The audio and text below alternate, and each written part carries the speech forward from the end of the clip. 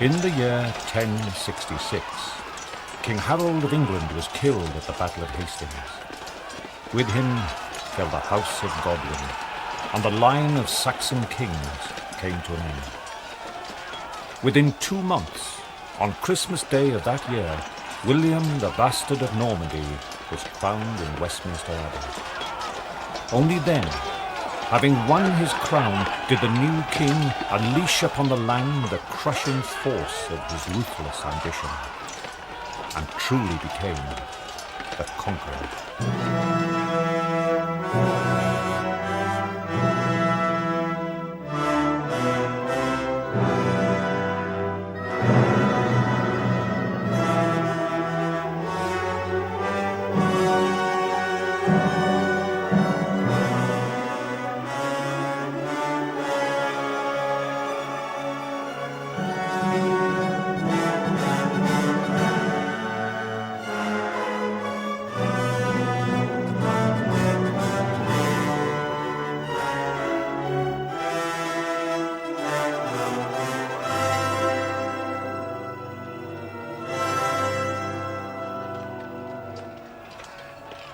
Harold's defeat at the Battle of Hastings was a shock to the surviving Saxon leaders.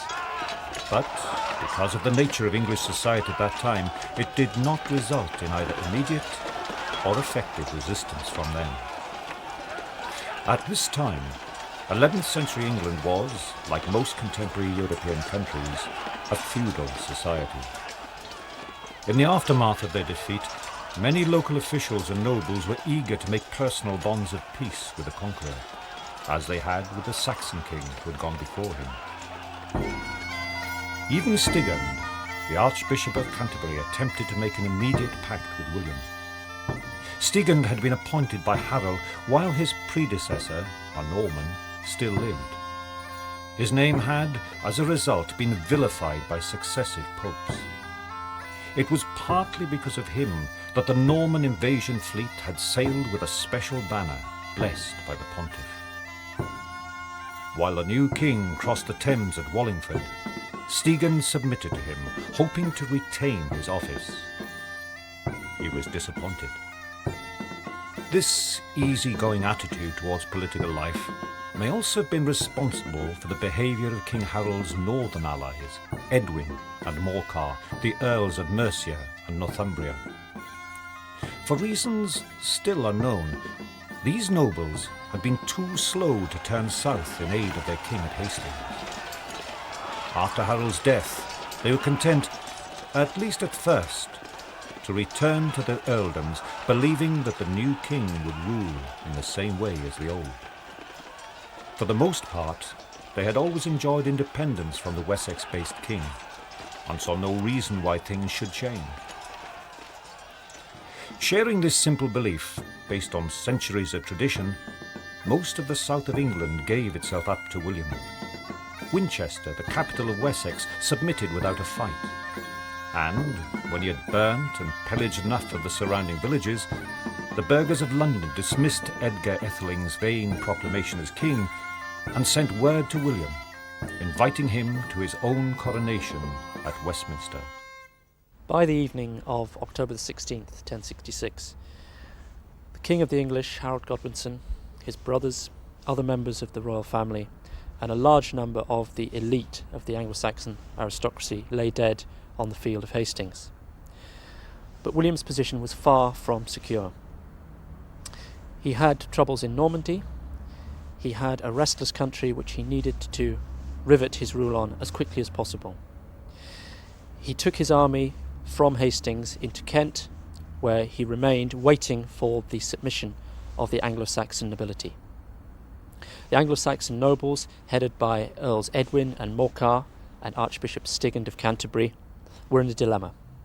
Their king had been defeated, their army crushed, and yet the only legitimate heir to the West Saxon throne was a boy, Edgar, only a few years old, completely unsuited to taking the realm of power at this difficult time. There was a split decision as to whether to push Edgar forward as king, but finally they realised that they must submit to William. To speed their decision, William decided to lay waste part of the home counties. In a great harrying march, he encircled London. Part of his troops set fire to Southwark. And finally, the leaders of the Anglo-Saxons came to William, according to the Anglo-Saxon Chronicle, at Berkhamsted. And, says the Chronicle, they bowed down to him, they swore to be his loyal men, and in return, William swore to be a gracious liege lord to them. And this, I think, is the key point, that William stepping into the shoes of an Anglo-Saxon king.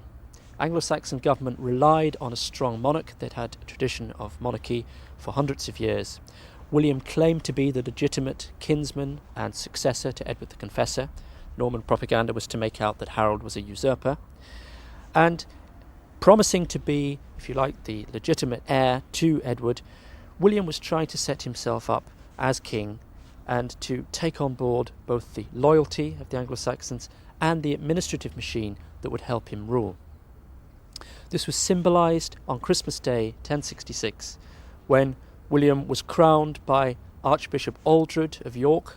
Stigand was present, and the Norman bishops as well. It symbolised a plea for both a status quo of continuity, and it proclaimed William's legitimacy. History Hit is an award-winning streaming platform built by history fans for history fans. Enjoy our rich library of documentaries covering key events and locations of the medieval period. History Hit's medieval offering features leading historians such as Dan Jones, Eleanor Janega, and Kat Jarman. Not only that, but we've a rich library of audio documentaries covering every period of history through our network of podcasts. Sign up now for a free trial, and Chronicle fans get 50% off their first 3 months. Just be sure to use the code Chronicle at checkout. But William was not a man to plod in the footsteps of tradition. William, who was known to his contemporaries first as the Bastard, then as the Great, was the illegitimate son of Robert the Devil, Duke of Normandy. He was born in 1027, and, after the death of his father, while returning from a pilgrimage to Palestine, he became a child ruler in one of the most warlike and turbulent regions of Europe. In the face of intrigue and attempted assassinations, William grew up to become the greatest and most respected of Norman leaders. He was a giant of a man, of great strength and bravery.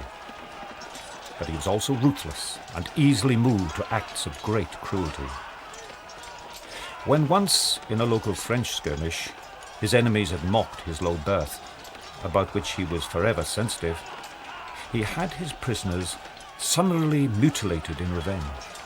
With their eyes torn out and their hands and feet cut off, they were flung among their quickly silenced friends.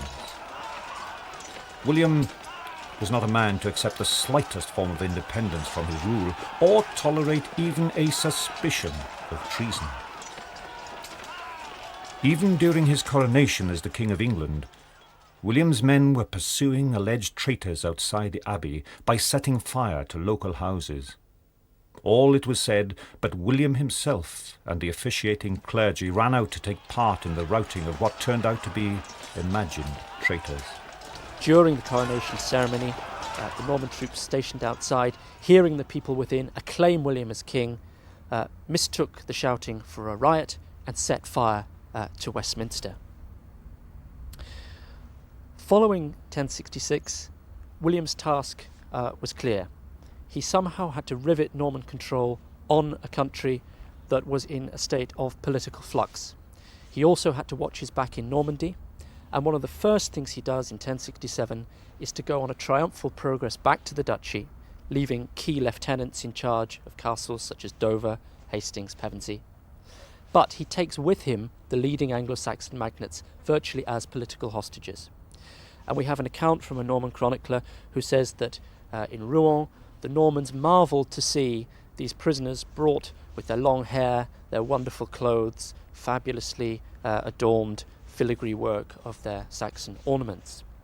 This was a triumphal progress. But William couldn't remain in Normandy very long.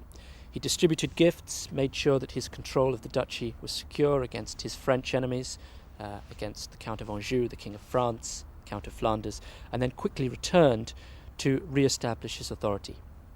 William was careful to argue and establish in the eyes of the Church that his was a lawful and true succession to the throne. But already the brutal reality of his tyrannical methods had become evident. Many English nobles had abandoned their opportunity to unite in opposition to the invader. Their expectations of keeping their lands, therefore, was high. Now they felt the slap of Norman justice. On the grounds that they had acknowledged King Harold as usurper king in William's rightful place, Saxon possessions were deemed forfeit. The estates of Saxon lords were confiscated by the crown. As realization dawned in the land that the relatively easy days of old might disappear forever, the Saxon population turned, too late, to thoughts of serious resistance. The Normans met their challenge head on. Although the Normans spoke French and lived in what we now call France, they were actually a breed apart.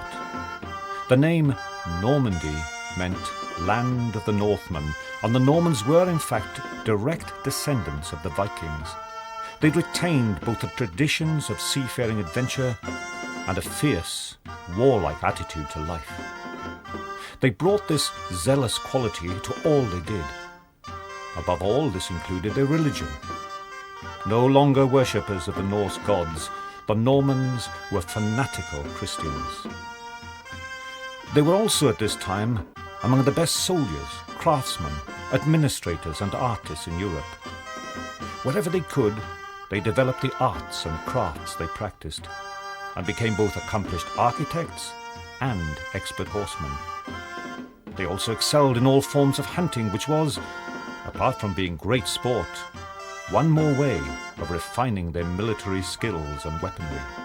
One of the key Norman weapons was their cavalry. At Hastings, it was a combination of archers and these mounted warriors that finally defeated the shield wall of Harold and the Anglo-Saxons at Senlac. The Norman cavalry were heavily equipped with hauberks of mail, with long kite-shaped shields, with lance and sword. They rode superbly bred and trained war horses.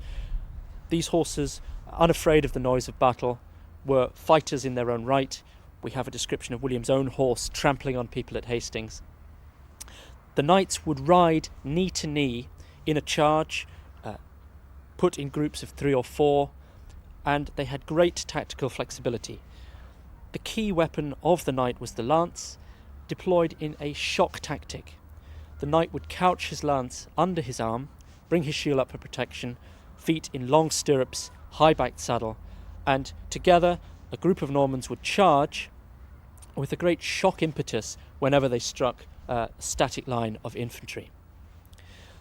One contemporary, speaking about the Franks on the First Crusade, said, "The charge of the Normans is irresistible. It could bore its way through the walls of Babylon."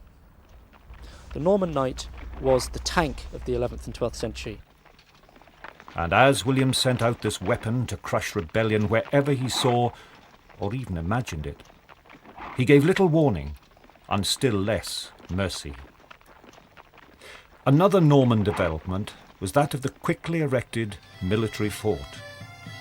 From the moment William landed in England, he began to build these huge circular mounds of earth, using the forced labour of Saxon peasants. At the top of the mound, or motte, a timber fortress was constructed. In front of this was an outer court called a bailey, which was protected by the earthwork enclosure. Where possible, the mound was surrounded by a moat. Eventually, the timber fortress was replaced by stone, which later evolved into the distinctive Norman keep and castle design.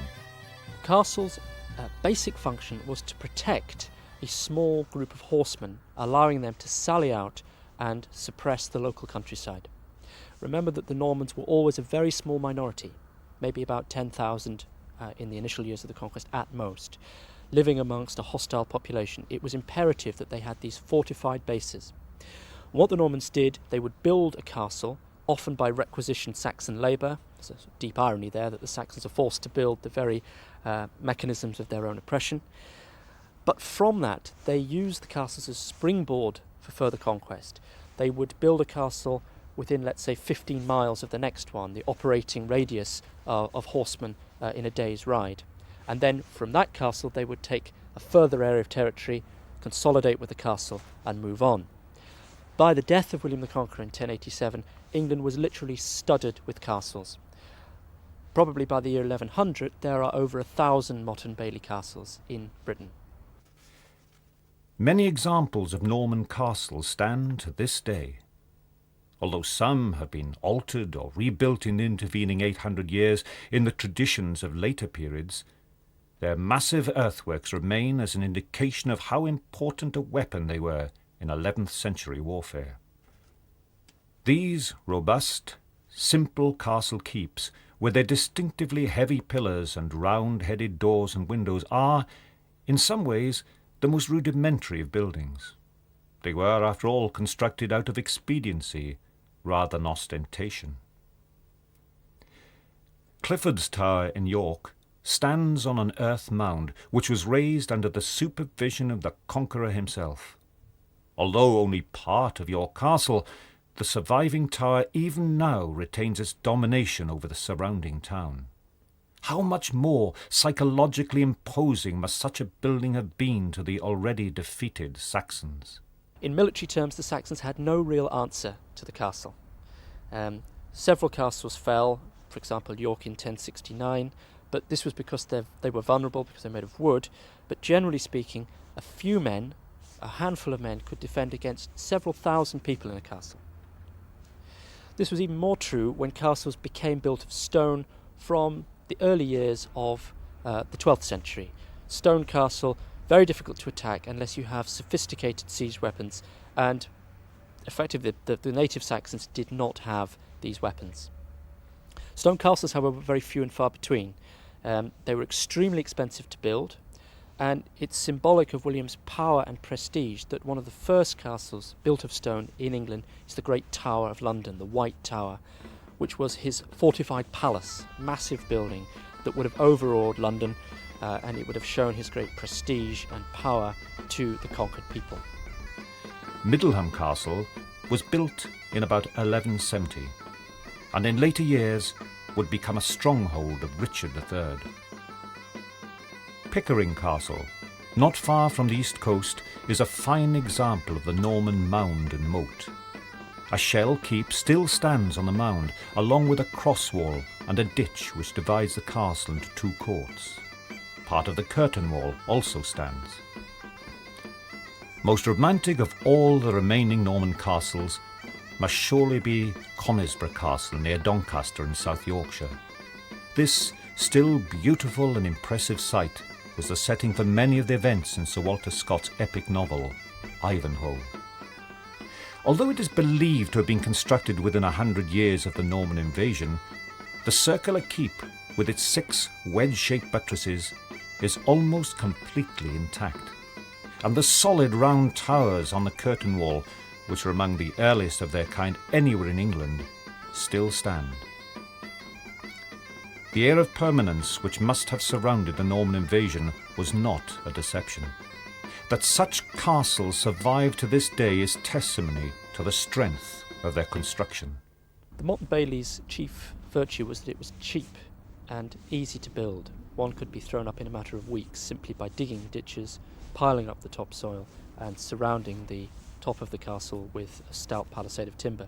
I think we shouldn't underestimate how sophisticated these buildings of timber were. We have archaeological excavations and literary descriptions which describe certainly the keep on the mottes of some major castles as being very sophisticated pieces of carpentry, often with several floors, even with a kitchen in a wooden building, which is quite a feat of craftsmanship. However, they were vulnerable to fire, and as soon as Norman lords could afford to, they began to transform wooden castles into ones made out of stone. This was, however, a very gradual process. A stone-built castle was phenomenally expensive. Only the greatest lords could have a castle like Conisbrough. And well into the 12th century, many minor lords, perhaps the tenants of a lord like Hamelin of Warenne, would still have been living in a Motte and Bailey castle made of timber. These mounded citadels were virtually impregnable. Once established, they completely dominated the countryside around them and provided a perfect base for Norman soldiery. Conisbrough Castle has been here for over 800 years, and this is one of the finest examples of Norman architecture. It would have been probably whitewashed in its time to really recreate a symbol of power for the whole area. It is a circular keep supported by 6 massive buttresses. It's made of magnesium limestone, and it's ashlar, which means it's dressed stone, and it's self-cleansing. So that's why the outside looks practically as new today as it did 800 years ago when it was first built. On the other hand, inside the keep, it was never meant to be exposed to the elements, and this is the problem that we've had in the last 100 years. Because of the heavy industry of the area, the stones actually suffered from acid rain now and the obvious wind erosion, which unfortunately has damaged a lot of the carvings inside the keep, particularly in the chapel, which will obviously be gone forever. The reason why we've put the roof on now is to preserve what is left of the keep inside for future generations. And now we've actually added 2 floors, which not only does it preserve the monument, it adds now to the feeling that you're actually entering a real castle, and it recreates a total atmosphere of what it was like 800 years ago. The building of such bases was always the first step in William's extended campaign to suppress and punish the people of England wherever he smelled rebellion. In the Easter of this year, the king came to Winchester. In that year, 1068, Easter was on the 23rd of March. Soon the Lady Matilda came hither to this land, and Archbishop Eldred consecrated her queen in Westminster on Whit Sunday, 1068. When the king was informed that the people in the north had gathered together and would oppose him if he came, he marched to Nottingham and built a castle there, and so on to York, and there built 2 castles, and also in Lincoln, and in many other places in that part of the country. Earl Gospatrick and the best men went into Scotland. William waged a campaign in the southwest for 2 years, establishing and fortifying his bases there. This was essential in order for him to introduce the Norman system of rule.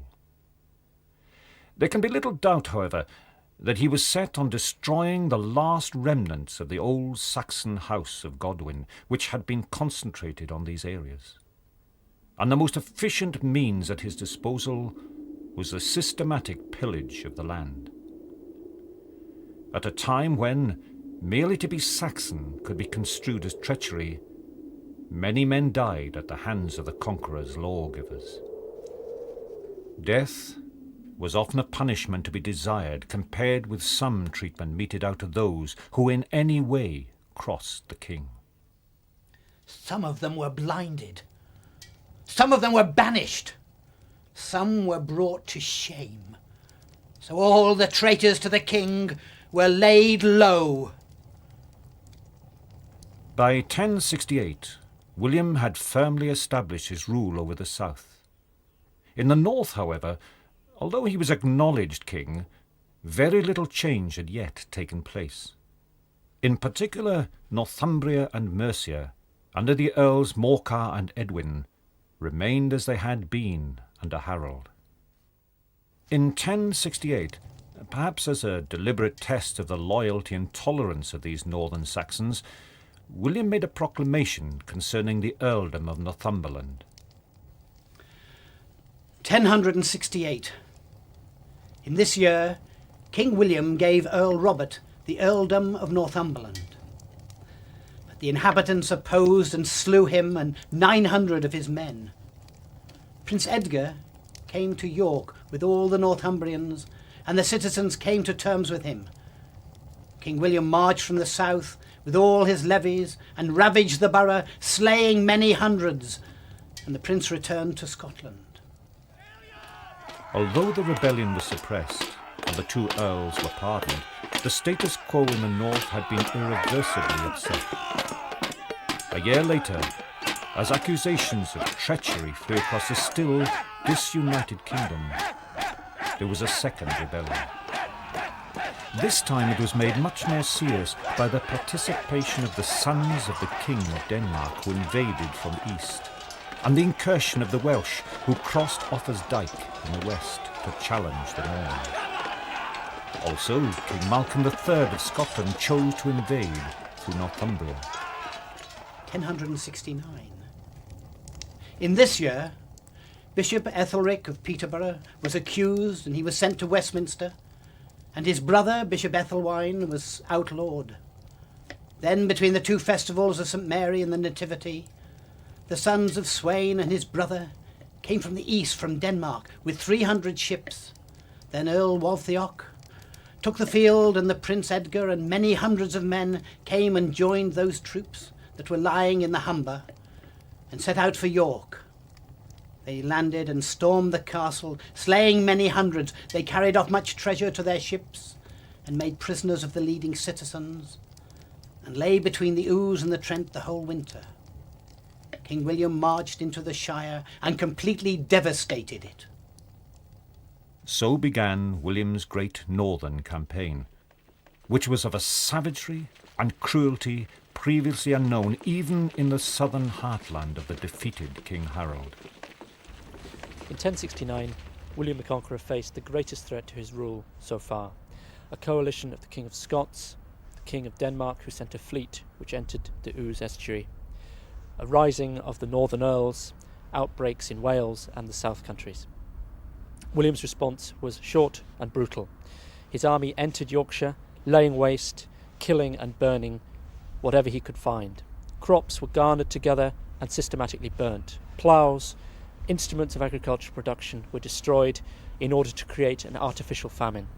Those who escaped the Norman swords died of slow starvation. A chronicler records that the streets and houses lay empty, the fields littered with bodies, and there was no one left alive to bury them. Between Durham and York, King William's men destroyed all property they encountered and killed every man they could catch. Not one house remained standing. Not one man, once discovered, escaped. Even 17 years later, hundreds of villages remained uninhabited ruins. The north and east ridings of Yorkshire were almost completely depopulated by the massacres. The people of Durham, receiving warning, fled northwards.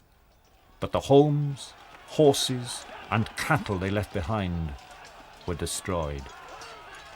In desperation, with nothing to return home to, many of these dispossessed people sold themselves into slavery abroad, and there was a vast infusion of refugees into Scotland.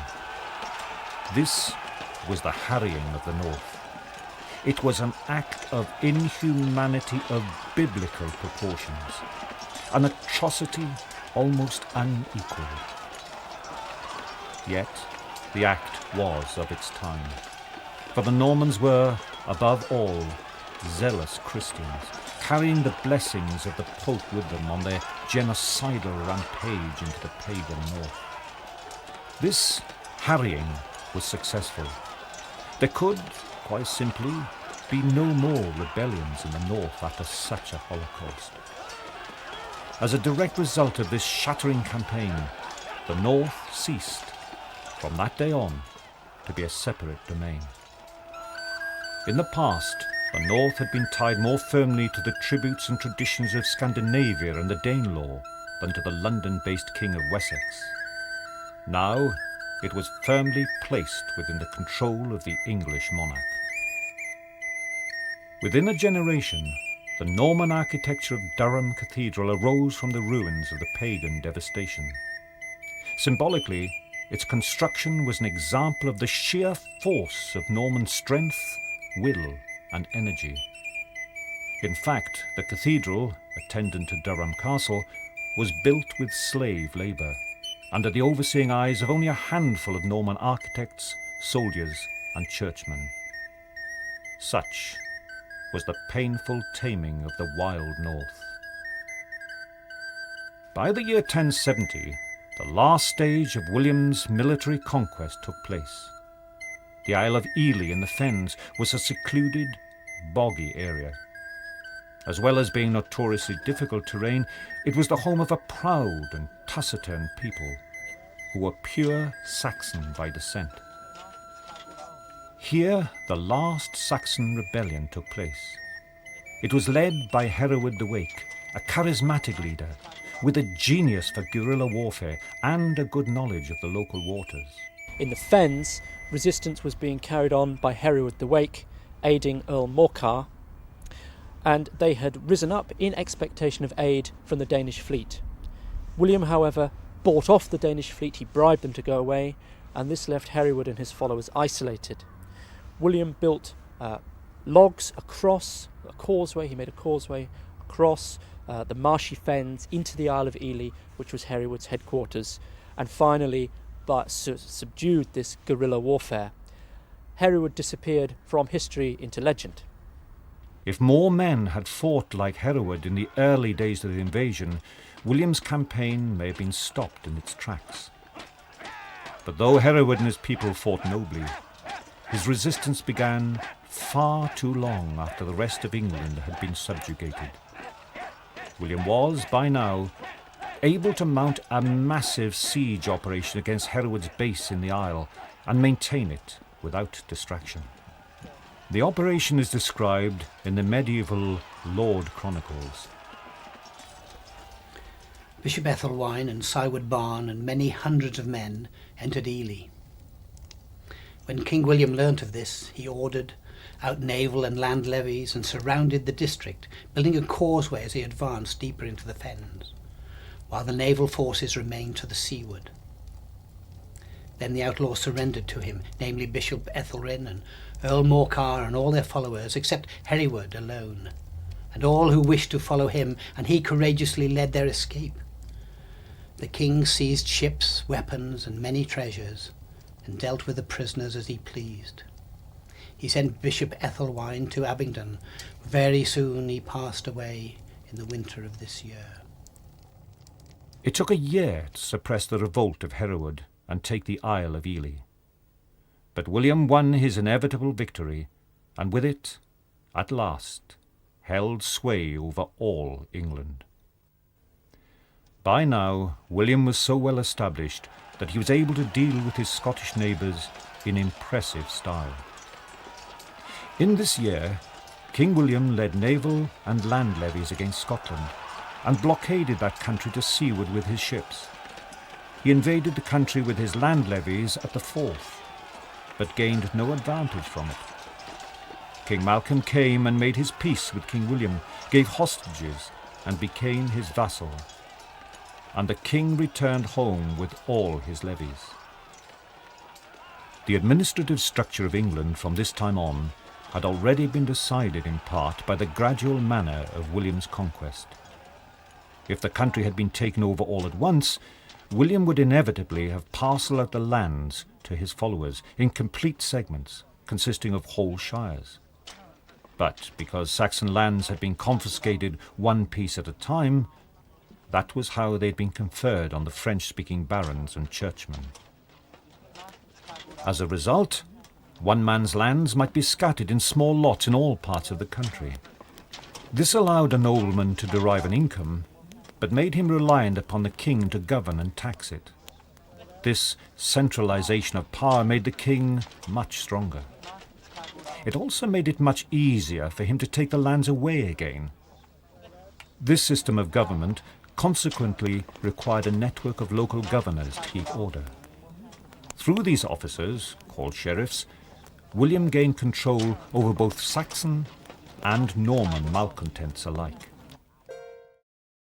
Another change made to help in the governing of the country was deliberate further divisions of the land. The boundaries of the 6 great earldoms were dismissed and carved into smaller units. The first to disappear was Wessex, which was identified far too closely with the fallen house of Godwin to ever survive intact.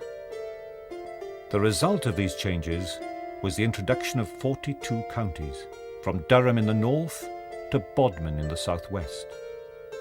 These counties are still mostly recognisable in the structure of modern-day Britain.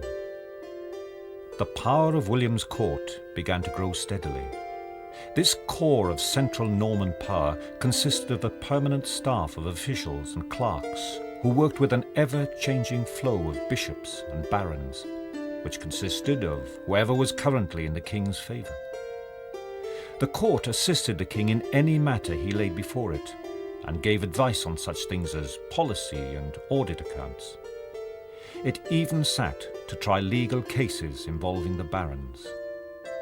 Although William travelled the country continually, settling disputes himself wherever possible, he introduced from the Norman system the tradition of sending a delegation from his court to represent him.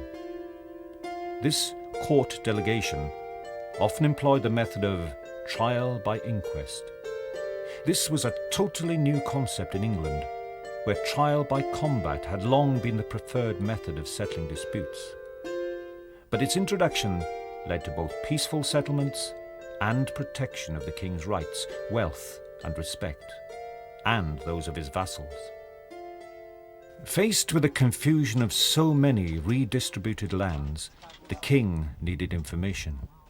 He needed to know exactly who owned what lands and precisely how much they owed him.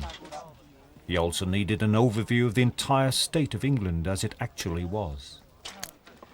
It has been suggested that such a detailed survey could have been made only through the force of William's grip on power and determined reorganisation of the land. Certainly no other European country of the time could have been so rigorously examined. A uniform set of questions was put to every district of the country. It was surveyed so carefully, wrote a Saxon chronicler, that there was not a hide of land in England of which he did not know who held it and how much it was worth. In 1086, at the Christmas court at Gloucester, William took a deep speech, says the Anglo-Saxon Chronicle, with his councillors, and ordered an investigation into all the lands and holdings of his Norman subjects. Commissioners were sent round the country, and the greatest piece of medieval surveying ever undertaken was completed within a year, the Great Domesday Book. This recorded who held what land, which lord he held it of, what the value was in 1066, in the reign of Edward the Confessor, and now in the year 1086. Nothing, says the Anglo-Saxon chronicler, was left out. He surveyed everything down to the last pig and sheep. The Domesday Book allowed William to see the wealth of his newly conquered country. It also acted as a register of land tenure, so he knew immediately which baron held what land and who was enfiefed of that great baron. It also must be said that Domesday Book was a reflection of the sophistication of the Anglo-Saxon system that William had inherited. It was essentially an Anglo-Saxon administrative device that had allowed William to make the greatest survey of medieval Europe. The depth of the survey, which made up the Domesday Book, is indicated by the note which the monks of Ely attached to their own Domesday returns. Bearing in mind the recent history of that place, it is difficult to believe that there was not at least a little irony in the writer's tone. Here it is written down, the inquest of the lands of Ely, as the king's barons inquire about them, namely by the oaths of the sheriff of the shire, and of all the barons and their French soldiers, and of the whole 100 court, and of the priest, the reeve and 6 villains of each vill, how the manor is called, who held it in the time of King Edward the Confessor, and who holds it now, how many hides, how many ploughs on the domain, how many men, how many villains, how many serfs, how much woods, how much meadow, how much pasture, how many mills, how much it was worth altogether, and how much now. All this 3 times over, once for the time of King Edward, once for the time when King William gave it out, and once as it now is, and whether more can be had from it than is now being given.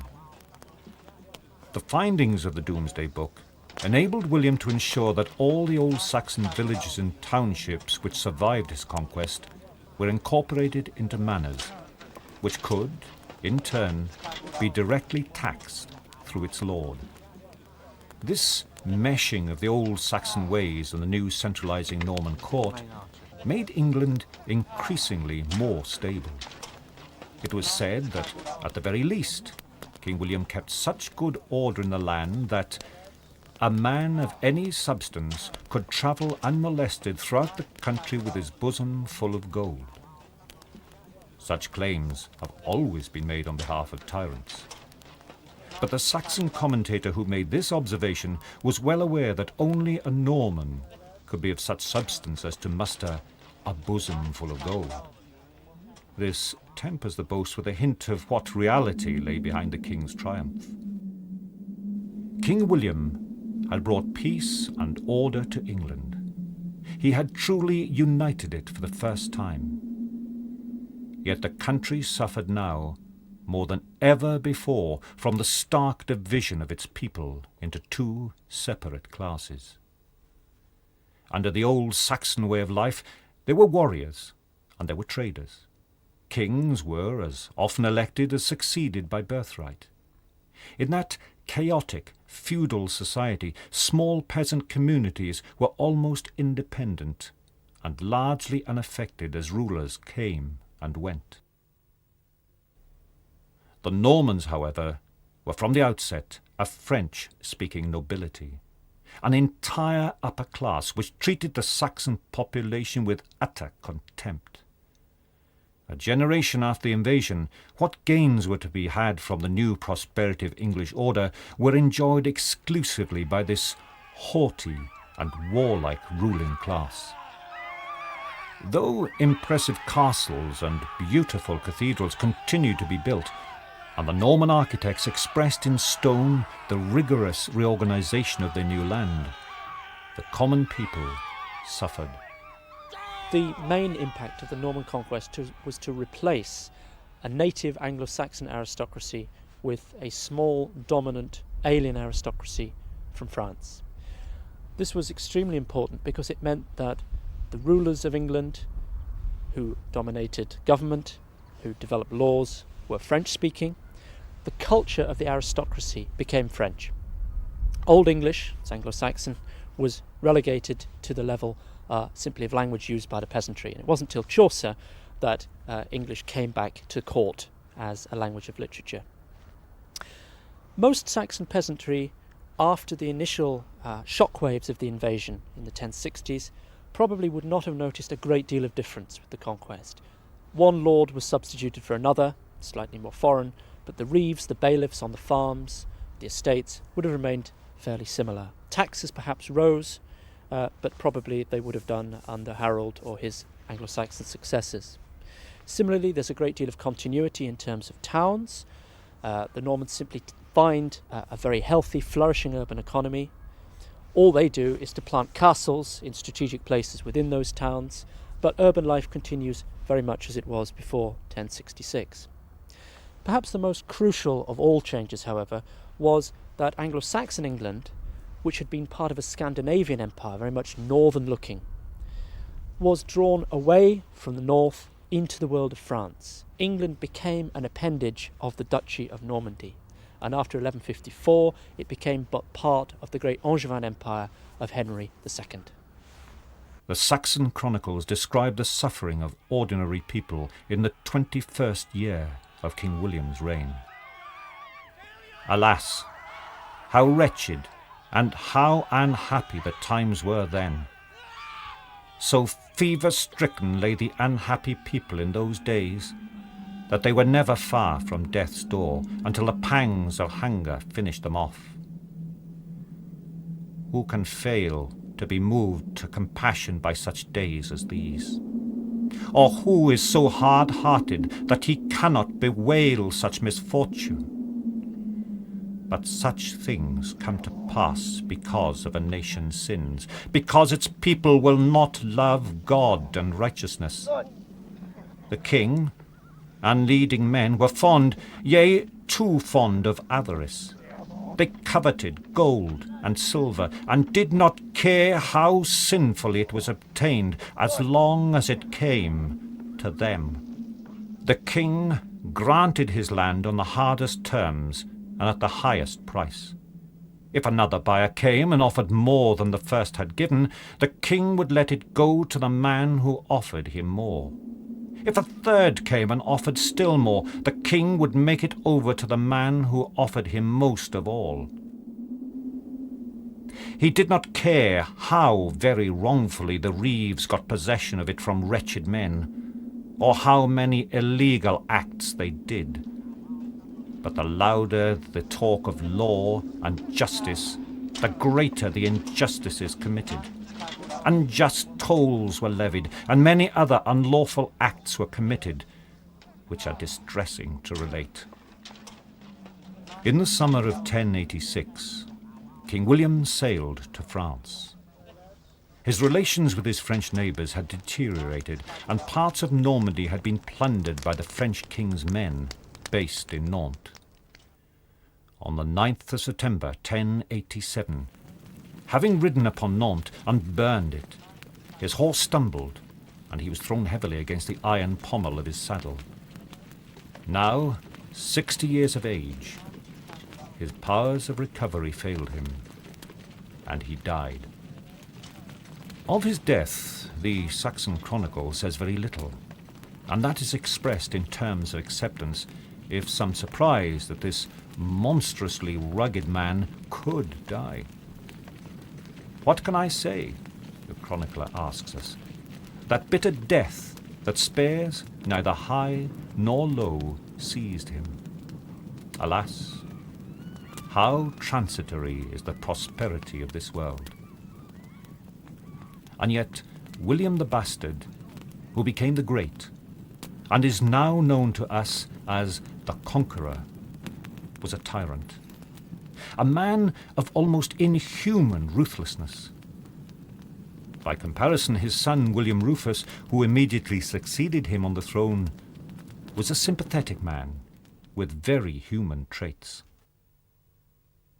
Yet, by comparison, the hapless Rufus, whose reign was one at best described as of continuity, was vilified upon his death within the pages of those same chronicles. In the year 1100, King William held his court at Christmas in Gloucester, and at Easter in Winchester, and at Whitsun in Westminster. On Whit Sunday of this year, at a village in Berkshire, blood was seen bubbling forth from the ground, as many reported, and thereafter, on the morning after Lammas, King William was killed with an arrow while hunting by one of his own men. He was afterwards brought to Winchester and buried in the diocese in the 13th year of his reign. He was very harsh and fierce in all his rule over his realm, and very terrifying, influenced by the advice of evil counsellors who were always agreeable to him. By his own greed, he was continually exasperating this nation with depredation and unjust taxes. In his days, therefore, righteousness declined, and evil of every kind towards God and man put up his head. He oppressed the church of God, and in his days, if a head of a bishopric or an abbacy died, he either sold them for money or kept them within his grasp and let them for rent.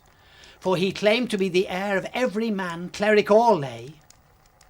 Therefore, he was hated by almost all the people and abhorrent to God. The chronicles continue in the same fashion for some time. It is almost as though, having feared to speak in this way of such a force as William I, for fear of what he might have become in death, the Saxon chroniclers saved their bile to heap upon the head of his comparatively ineffectual son. And yet, if we look back only a year to the days when William still lived, and England was yet trembling in his grasp, we find in the Chronicles a verse, written in the last year of William's reign. It serves as his epitaph. He caused castles to be built which were a sore burden to the poor. A hard man was the king, and took from his subjects many marks in gold, and many more of pounds in silver. There sums he took by weight from his people, most unjustly and for little need. He was sunk in greed, and utterly given up to avarice. he set apart a vast deer preserve and imposed laws concerning it. Whoever slew a hart or hind was to be blinded. He forbade the killing of boars, even as the killing of harts, for he loved the stags as dearly as though he had been their father. Hares also he decreed should go unmolested. The rich complained, and the poor lamented. But he was too relentless to care, though all might hate him. And they were compelled, if they wanted to keep their lives and their lands and their goods and the favour of the king, to submit themselves wholly to his will. Alas, that any man should bear himself so proudly and deem himself exalted above all other men. May Almighty God show mercy to his soul and pardon him his sin.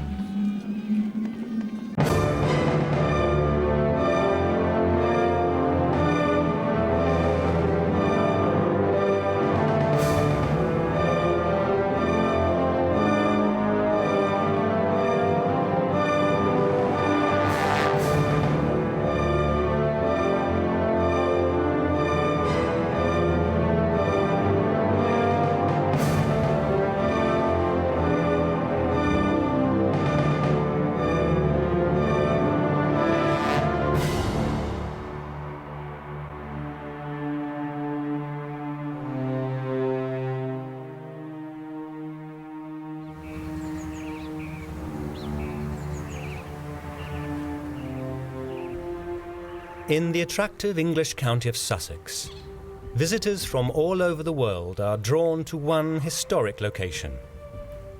Almost 1,000 years ago, this was the setting for one of the most significant military encounters of all time.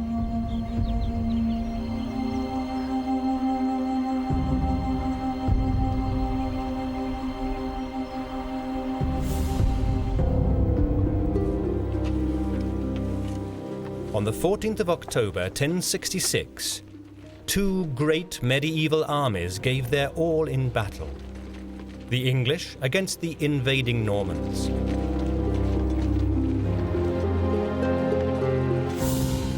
On a low ridge beside the road to London, an English army took up its positions on the instructions of their king. 7,000 infantrymen formed into a solid wall of shields. Against them stood the Normans of Duke William, a force similar in size, but including mounted cavalry amongst its number. At stake was a prize that both leaders believed was rightfully theirs, the throne of England itself. About 9 o'clock in the morning, battle commences. 7,000 men on each side.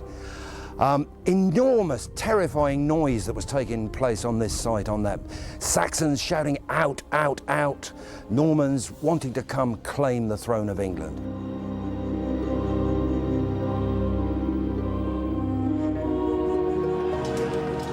In the hours that followed, the Battle of Hastings was bitterly fought out. It may still be the most important day in the whole of English history. The Battle of Hastings was a fundamental shift in English history. England in the 9th and early 10th century was part of the Scandinavian world. Hastings put it into the continental and particularly the French world. The tumultuous events of October 1066 ultimately stemmed from a simple political question. Who had the right to be the King of England? The answer would be decided on this truly historic battlefield.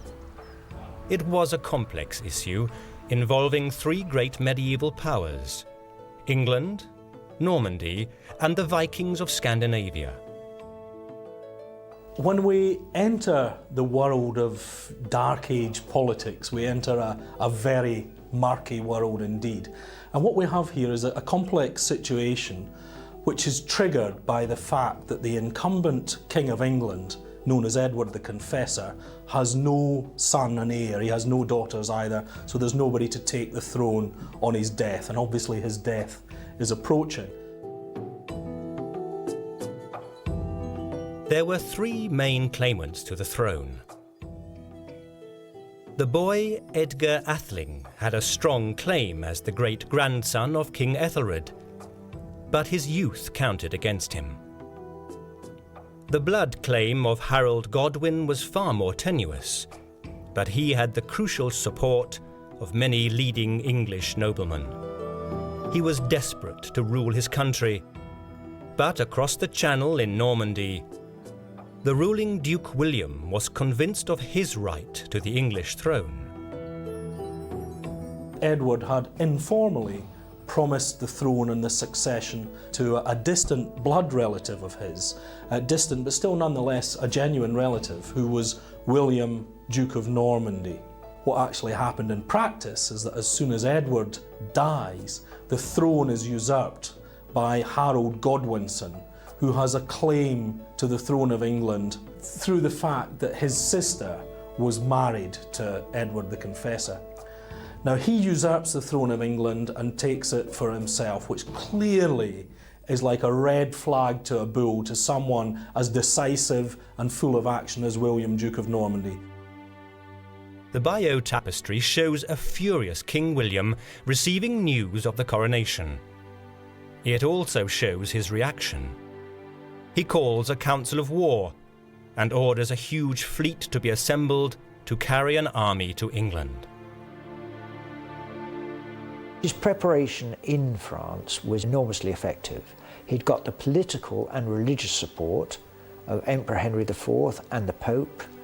He had gathered together a very effective force which comprised not only Normans, but a large number of mercenaries and knights without land, who he promised land to. He'd built a navy, and so he'd prepared extremely well. We can clearly see this fleet on the tapestry, along with the weapons and other supplies to be used by his men. William was intending a full-scale invasion of England.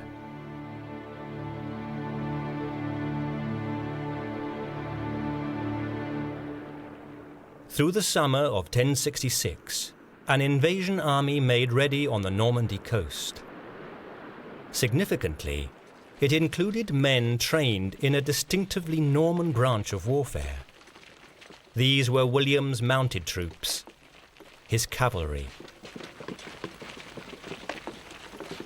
The big difference and the vital difference between the two armies was the Normans had 2,000 cavalrymen.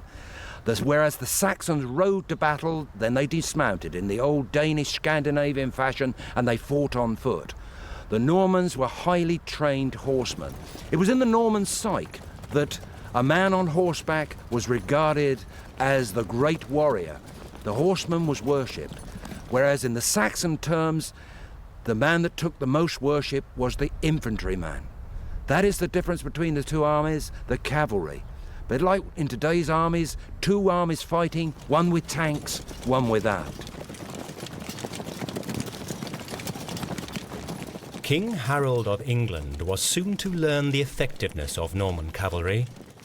But as 1066 unfolded, the Norman threat was not his only problem. His own brother, Tostig Godwin, had been exiled to Flanders the previous year. But in May 1066, Tostig arrived at the Isle of Wight with a fleet of ships. He proceeded to plunder the south coast of England as far as the port of Sandwich. In response, Harold mobilized an army, but his brother sailed north before battle could be joined, halting in Scotland, where he enjoyed the protection of the Scottish king Malcolm. King Harold's difficulties now increased. In addition to the Saxon claim and the Norman claim, there's also a Scandinavian claim to the throne of England, which goes back 3 or 4 generations. And as a result of that, King Hardrada of Norway decides that he too will come to England and compete for the throne. To finally confuse the situation, Hardrada is supported by Tostig, who is Harold of England's brother. So you have this incredibly complex and dangerous situation, which is clearly only going to be resolved by force of arms. By August 1066, Hardrada was in the Norwegian territory of the Orkney Islands, with over 10,000 warriors under his command.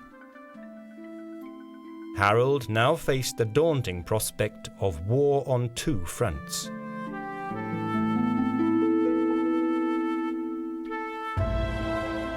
Perhaps Harold now considered the meaning of the comet that had appeared in the sky earlier in the year as depicted on a memorable panel of the Bayeux Tapestry.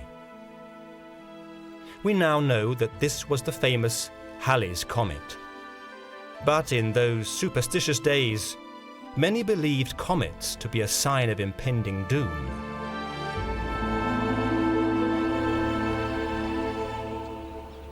As autumn approached, the situation was, potentially, disastrous for the English leader. His cause was not helped when he was forced to disband his own army. As the Anglo-Saxon Chronicle describes, his soldiers had fulfilled their allotted period of duty. Under the terms of obligation of the time, King Harold was forced to pay them off and allow them to go home. These were the soldiers that made up the bulk of English armies of the age. They were common subjects, men whose obligations to their king included the requirement to carry out military service. In medieval England, they were known as the men of the fyrd. The fyrd was what today we would call a militia. And a fyrdman was somebody whose full-time job was in the civilian economy. In Anglo-Saxon England, he was probably a farmer. And the fyrdman spent his days raising crops and supporting the civilian economy. In time of war, he could be briefly spared. Normally, they were called up for 2 months at a time, but in times of extreme emergency, that period could be extended. And during 1066, believe me, they were very, very busy people. But if you took the fyrdmen away from their farms for too long, the crops go bad and everybody starves to death. It does you no good to keep the fyrdmen away from their farms. Otherwise, there's no point in defending your country because you'll all starve to death anyway. Harold's army was stood down on Friday, September the 8th, 1066.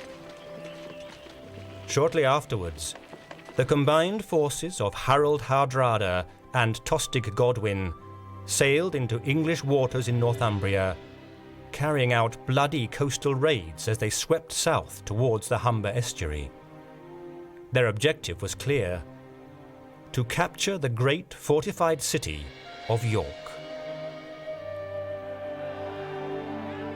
In response, the loyal English earls Edwin and Morcar now raised an army of resistance, and on the 20th of September 1066, the invaders and the defenders met just 2 miles outside York.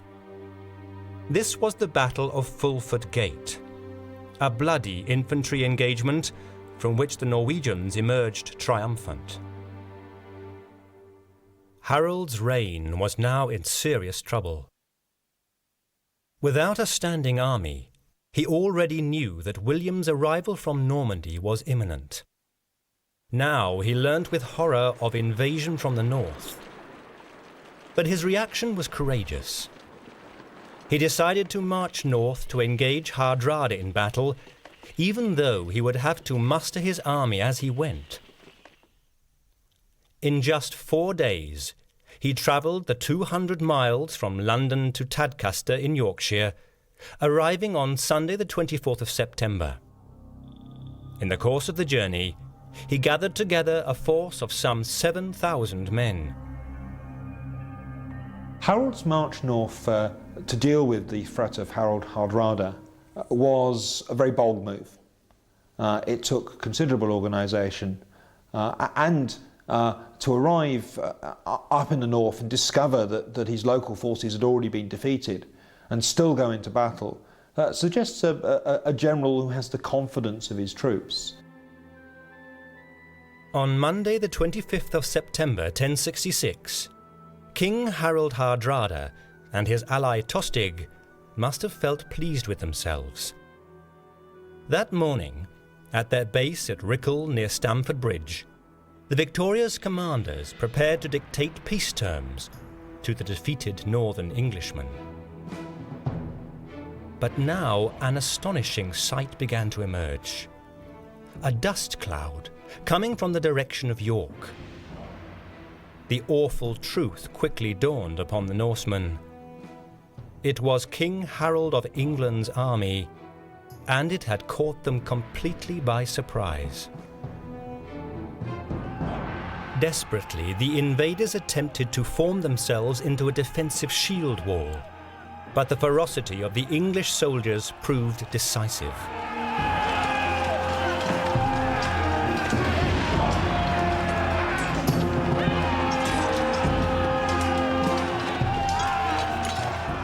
In the shield wall, the men would stand shoulder to shoulder with the interlocking shields, which would provide a defensive front that the opposition would then have to try and literally hack their way through. It was a very standard set of tactics which was practiced by the Viking armies and by the Anglo-Saxons. So that would be recognised by both Harold Godwinson and King Hardrada's forces when they arrived. So the type of battle that they fought used essentially very similar tactics. Both sides had the shield wall, they stood shoulder to shoulder, they came in, they locked together, and it became a close quarter slugging match with cutting weapons and axes and swords. Behind the shield walls you would have archers who would try and find gaps in the opposition's ranks, but the archers were very much a secondary force. The real fighting and the real emphasis were on the men in the front ranks. They were the best armoured, they had the best weapons, and they had the best equipment. Little is known of the action at Stamford Bridge, but Harold's best troops would have made an undoubtedly terrifying sight in combat. These were the crack units of the English army, the housecarls. The housecarls were the elite of English soldiers in the 11th century. They were personally bound to the king or to the great nobles. They were pretty expert fighting men. Typical housecarl armour consisted of a conical helmet and a chainmail shirt, known as a hauberk, both of which were derived from Norman design. The influence of the Normans could also be seen in the lances and swords carried by many of the housecarls, and also in the kite-shaped shields carried by many. The traditional Saxon round shield would also have been in evidence, but it may be that shields of any type had little role to play at Stamford Bridge. The housecarls' love of offensive fighting meant that, in battle, they often chose to strap their shields behind their backs. This freed both their hands to wield one of the most terrifying weapons of the age. They had awesome, fearsome weapons, the double-handed axe, which was quite capable of chopping a man's head off, chopping a man in two even, and even taking the head off of a horse. Believe me, you would not want to face one of these men. They were really frightening men. As the Battle of Stamford Bridge unfolded, the axe-wielding housecarls fought alongside the ordinary foot soldiers, armed with their swords, clubs and shields, and it was this combined force of Englishmen that carried the day.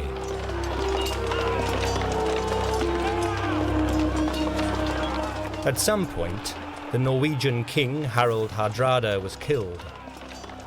Not long afterwards, the rebellious brother of the English king was also dead, and the invading army was en route. By early evening, King Harold of England had proved himself a leader in battle. Assessing Harold's military leadership is quite difficult. The march up to the north to deal with Harold Hardrada speaks of a fairly decisive soldier, and the victory he won against Harold Hardrada was a pretty impressive victory. He clearly was an opportunist. For example, he gets to York on the 24th of September and immediately attacks Harold Hardrada at Stamford Bridge on the 25th, seeing that Hardrada's forces were divided. They were not all together, and there is some evidence perhaps that some of them didn't even have their armour with them. So in that sense, I think tactically he's quite astute. When you get to Hastings, though, that's somewhere where I think his shortcomings are shown up. Just a few days after King Harold's greatest achievement, he received the news that he was dreading. William of Normandy was on English soil, and his army was with him.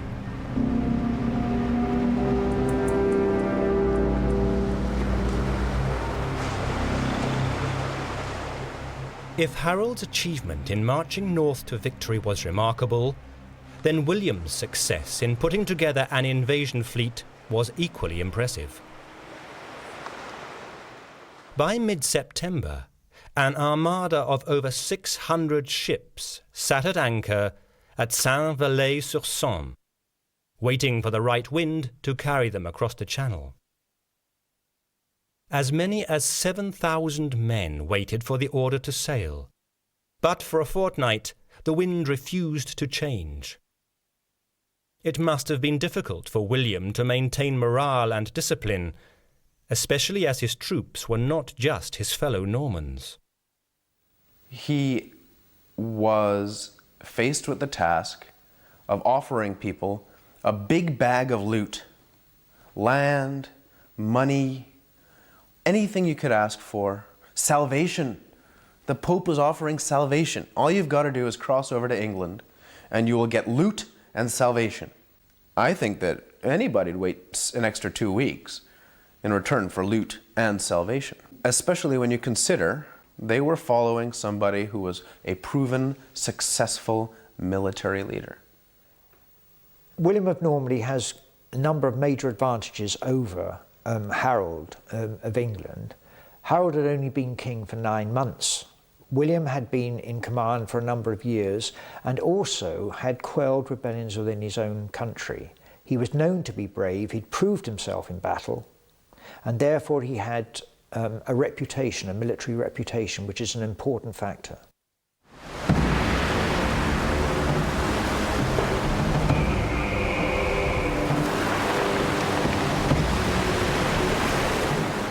On Wednesday, the 27th of September, the wind changed at last, and William's flagship, the Mora, raised anchor and set off at the head of a truly impressive force.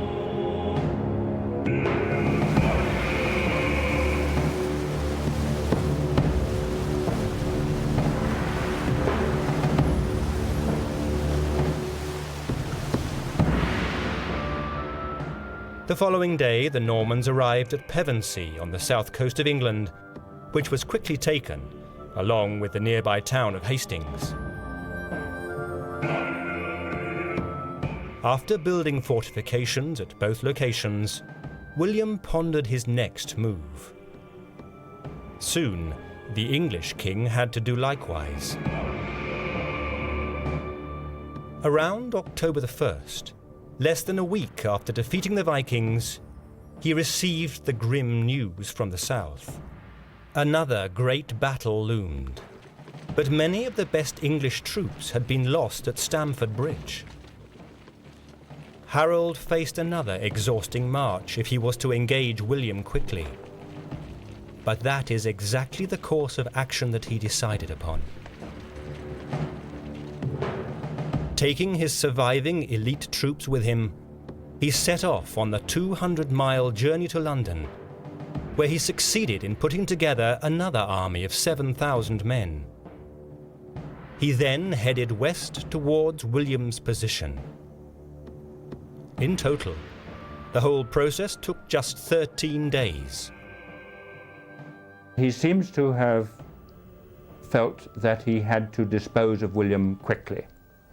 William was encamped right in the heart of his earldom, and there were difficulties there. He himself, his blood claim was not too good, and therefore, if he didn't dispose of enemies quickly, he might seem to be weak, and other claimants might come forward. So that there was a pressure on Harold. He disposed of Harold Hardrada and got the advantage of surprise. He may have hoped to do that again. Harold might well have waited before moving south of London to give battle.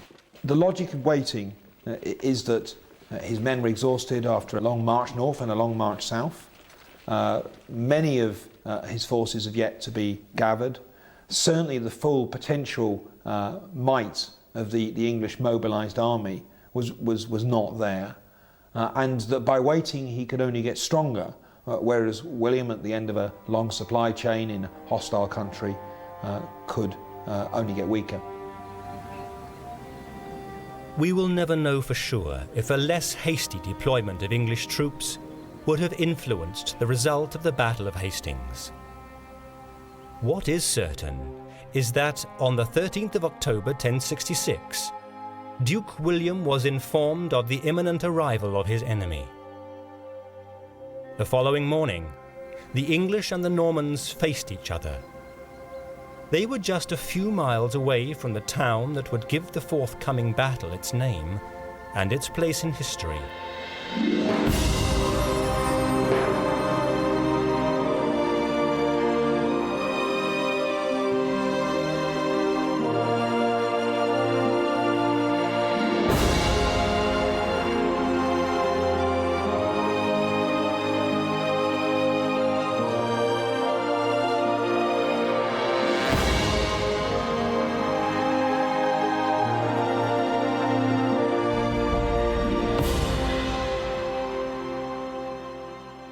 King Harold chose to position his men on a low ridge in open country near to the London-Hastings road. It was a defensive arrangement, forcing William to take the initiative. In the middle of his line were his elite troops, the housecarls and thanes, many of them survivors of the Battle of Stamford Bridge.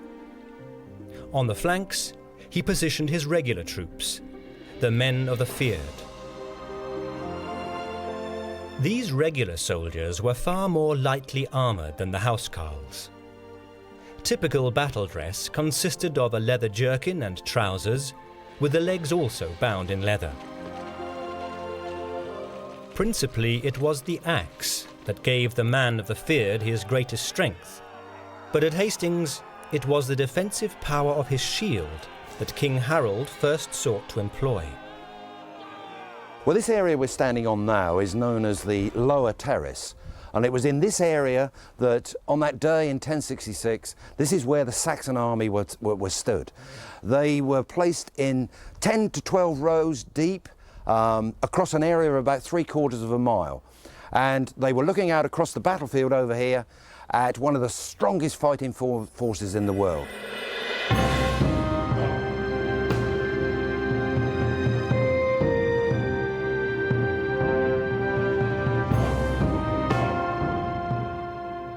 The level of this battlefield has risen by about 12 feet since those days in 1066, and it was an incredible task for the Normans to actually come up this hill. The only way that William could get at him was to approach from an opposite hill, go down into a valley, and up the hill to attack a fairly narrow front.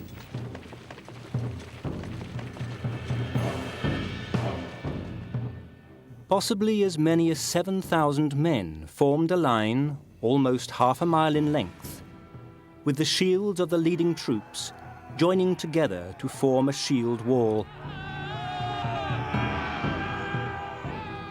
The shield wall permits you to defend. It's a very strong form of defense. You stand behind your shield. It doesn't allow you to attack aggressively, but it permits you to stand there and defend yourself till the cows come home. Cavalry can charge a shield wall, but the horses will stop before they get to the shields, because to the horses, it's like charging a wall. And horses are far too smart to charge a wall, so horses will stop before they get there.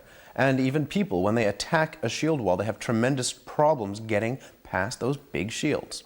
As long as those shield walls held, Harold wins. The English force was impressive, but it was not as substantial as it could have been. Archers were few in number, and the English fought entirely on foot. By contrast, the similarly sized Norman army included as many as 2,000 mounted knights, armed with deadly spears.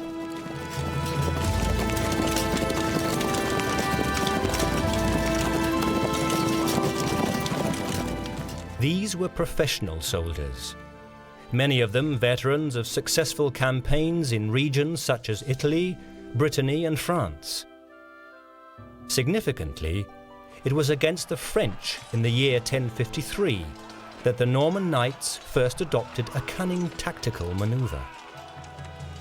This involved lines of cavalry pretending to retreat. The idea was to draw out an enemy line and then turn on them. Against the French, this feigned flight had worked. On the morning of the 14th of October 1066, perhaps William considered the tactic again. But as he ordered his men into battle positions, he organized them into 3 divisions. At the rear was the cavalry, each knight protected by a hauberk and helmet, similar to those worn by the English troops. Typically, the Norman knight was armed with the spear and his most precious weapon of all, his steel sword, intended to be used as a slashing implement, as the Bayeux Tapestry makes clear. In front of William's cavalry came his infantry. Like the men of the English feared, these foot soldiers were often lightly armoured, although some men were able to enter battle with the protection of chainmail.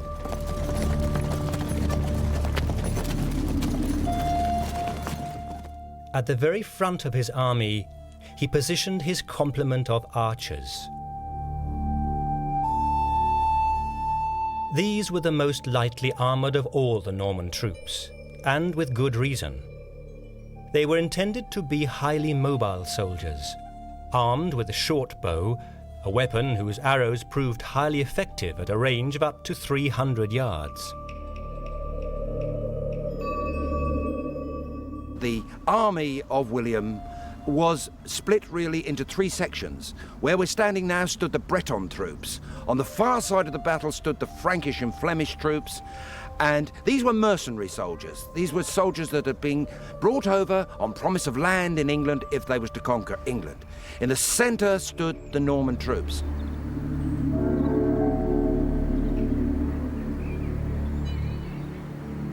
The difference between the Saxons and the Normans, of course, is that the Normans had a better array of tactical options open to them.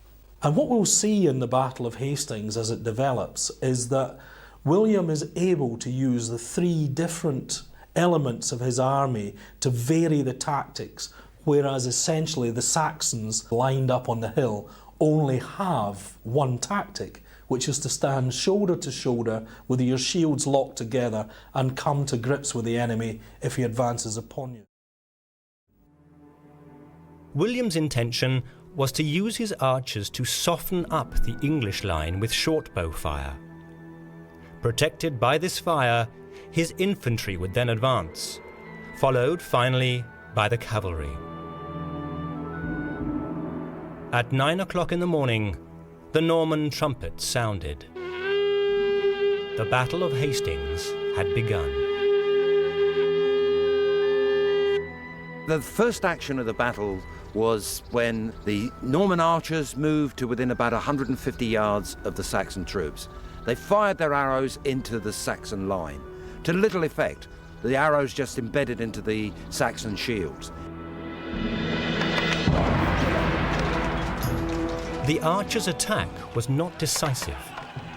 The English shield wall held. William now pressed forward with an infantry advance up the ridge and into the English line. The hand-to-hand fighting was ferocious.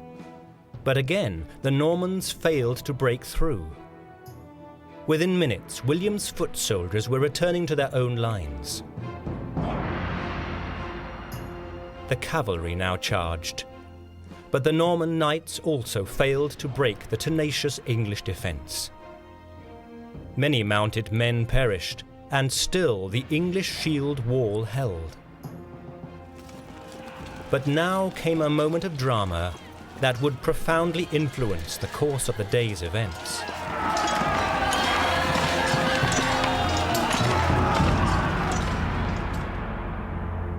As the fighting continued, on the left flank of William's line, a rumour began to spread through the Breton troops. The apparent news was the worst possible. Their leader, Duke William, was dead.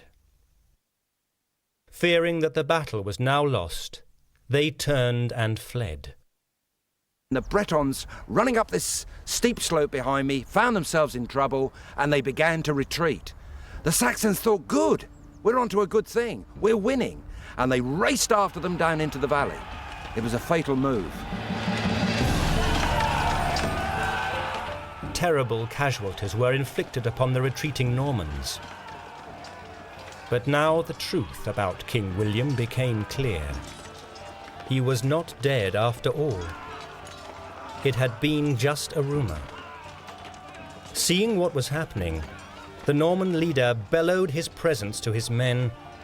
He went out to the front, pulled his helmet up to show who he was, encouraged his troops to go forward, and organised horsemen to support the Bretons on the left. The fighting spirit of his men was immediately restored, and it was the English who now found themselves in a desperate situation.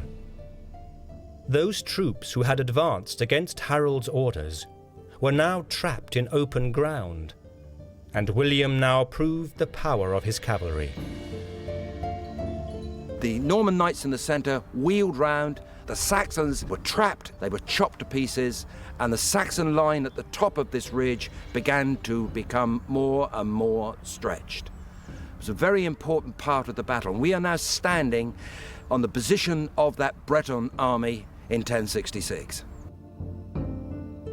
King Harold had lost his right flank, but the battle was by no means over.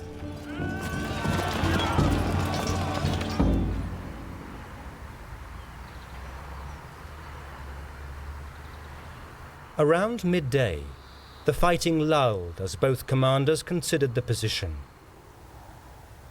William knew that it would be extremely difficult to win a battle lasting more than one day. He would have to go all out for victory that afternoon.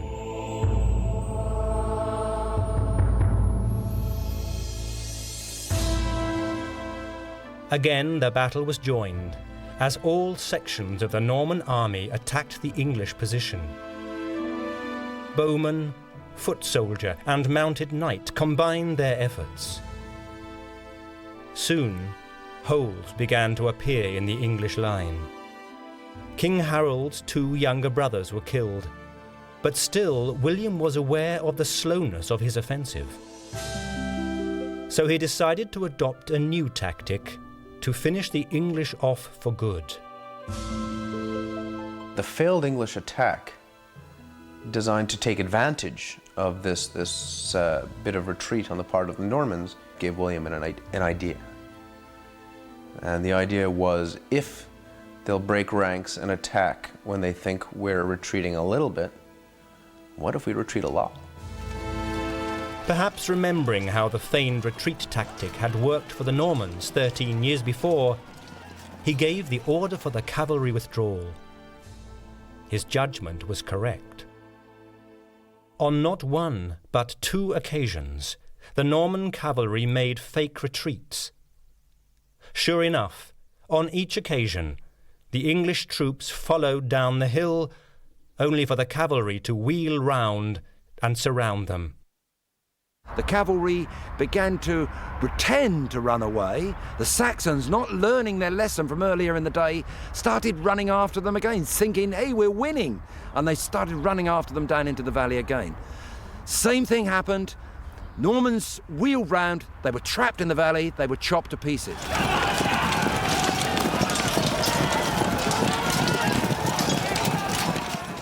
It was important because it meant that the English vacated the hill which the Normans had been attacking during that day, and by doing that exposed themselves and enabled the Normans effectively to break the line. I do think we need to be aware that this feigned withdrawal blends into something else that the Normans were doing, which was perhaps a little bit subtler, that they were using their combination of different arms to gradually break down the coherence of the Saxon shield wall. Infantry, archers, cavalry charges, and those different arms all require a slightly different formation to deal with best. And by using those arms in a judicious mixture, you gradually break down the cohesion of the English shield wall. By the middle of the afternoon, William knew that the tide of the battle was with him. But still the English resistance continued.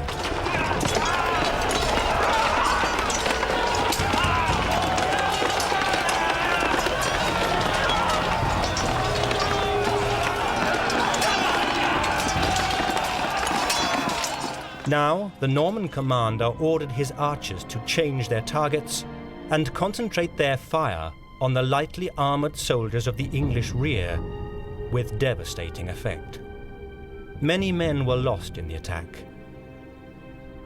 William said that rather than fire the arrows straight at the Saxon line, fire them into the air. Fire them into the air and let them rain down on the Saxon troops. It was a brilliant move. You can imagine the terror of this rain of arrows coming out of the sky at you.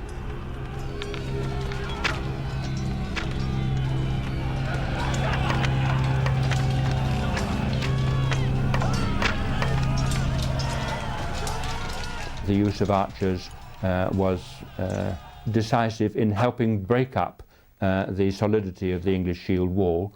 Once that wall begins to break into segments, then cavalry can pour through the gaps, get round the back, and it becomes a situation where the height that the horseman has is a very significant advantage. Soon, the English troops received news of an even more devastating blow.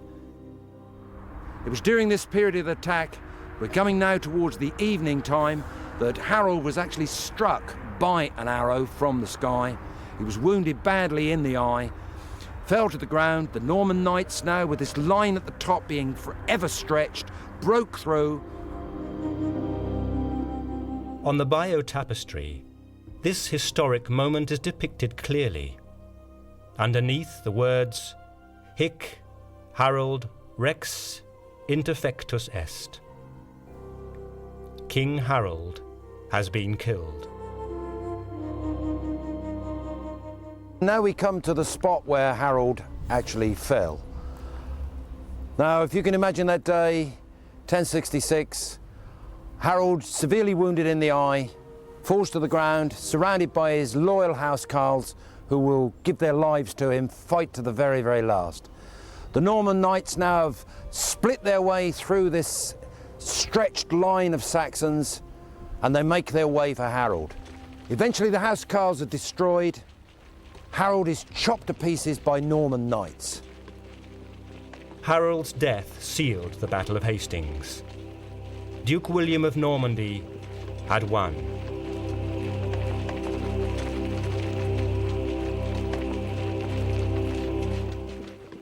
Actually saying why a battle's won and lost simply is very difficult.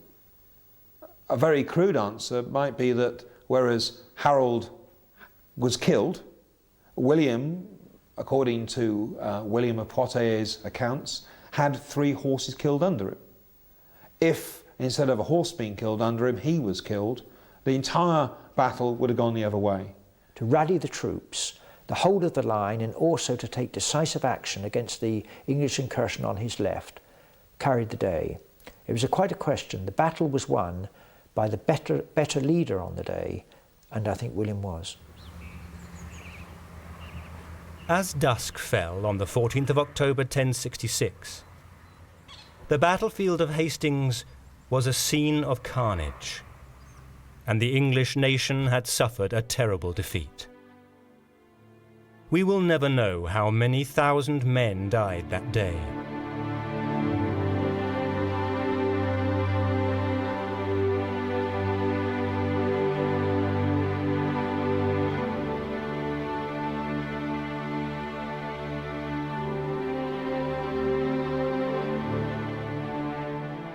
During the days that followed, according to one popular English account, the body of King Harold was taken to Waltham Abbey for burial, as William set off to secure his rule in England. 2 weeks before the Battle of Hastings, Harold Hardrada had a claim to the English throne, and he was killed at Stamford Bridge. Harold Godwinson's brother Tostig had a claim to the English throne, and he was also killed at Stamford Bridge. On the morning of the Battle of Hastings, Harold had brothers, and by the end of the day, they were dead. On the morning of the Battle of Hastings, Harold was a live English king, and at the end of the day, he was dead. Who was left? The King of Denmark, but he was not there on the ground with an army. Edgar Atheling, he was a boy. William, at the end of the Battle of Hastings, was the only man in England with a claim to the throne and an army to back it up. No one else had the stomach within England to fight, and eventually the remaining English nobles and bishops and archbishops and so forth do a deal with William. On Christmas Day, 1066, in Edward the Confessor's great abbey at Westminster, Duke William of Normandy was crowned King William of England.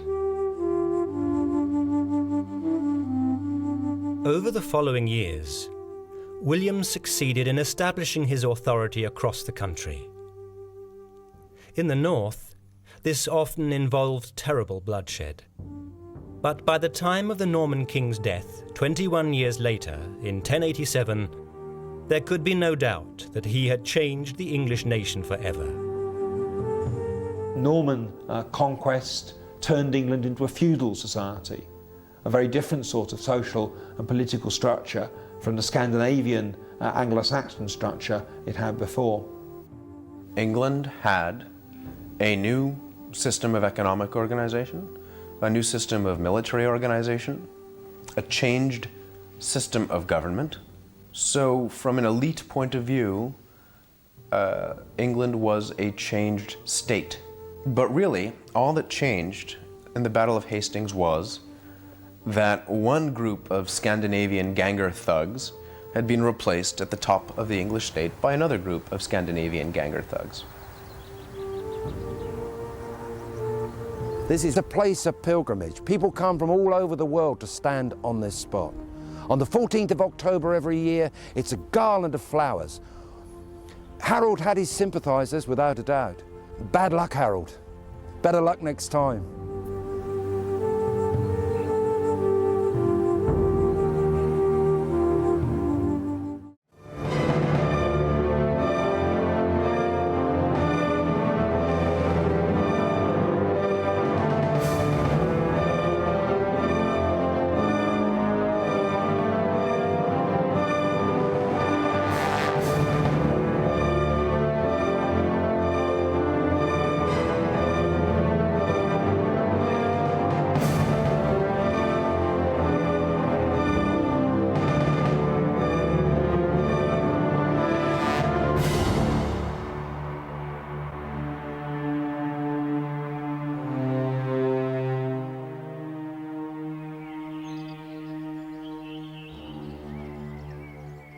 In war, there are no golden rules. On an autumn Friday in the year 1415, an English king led his army into combat, knowing that he was vastly outnumbered by his French adversaries.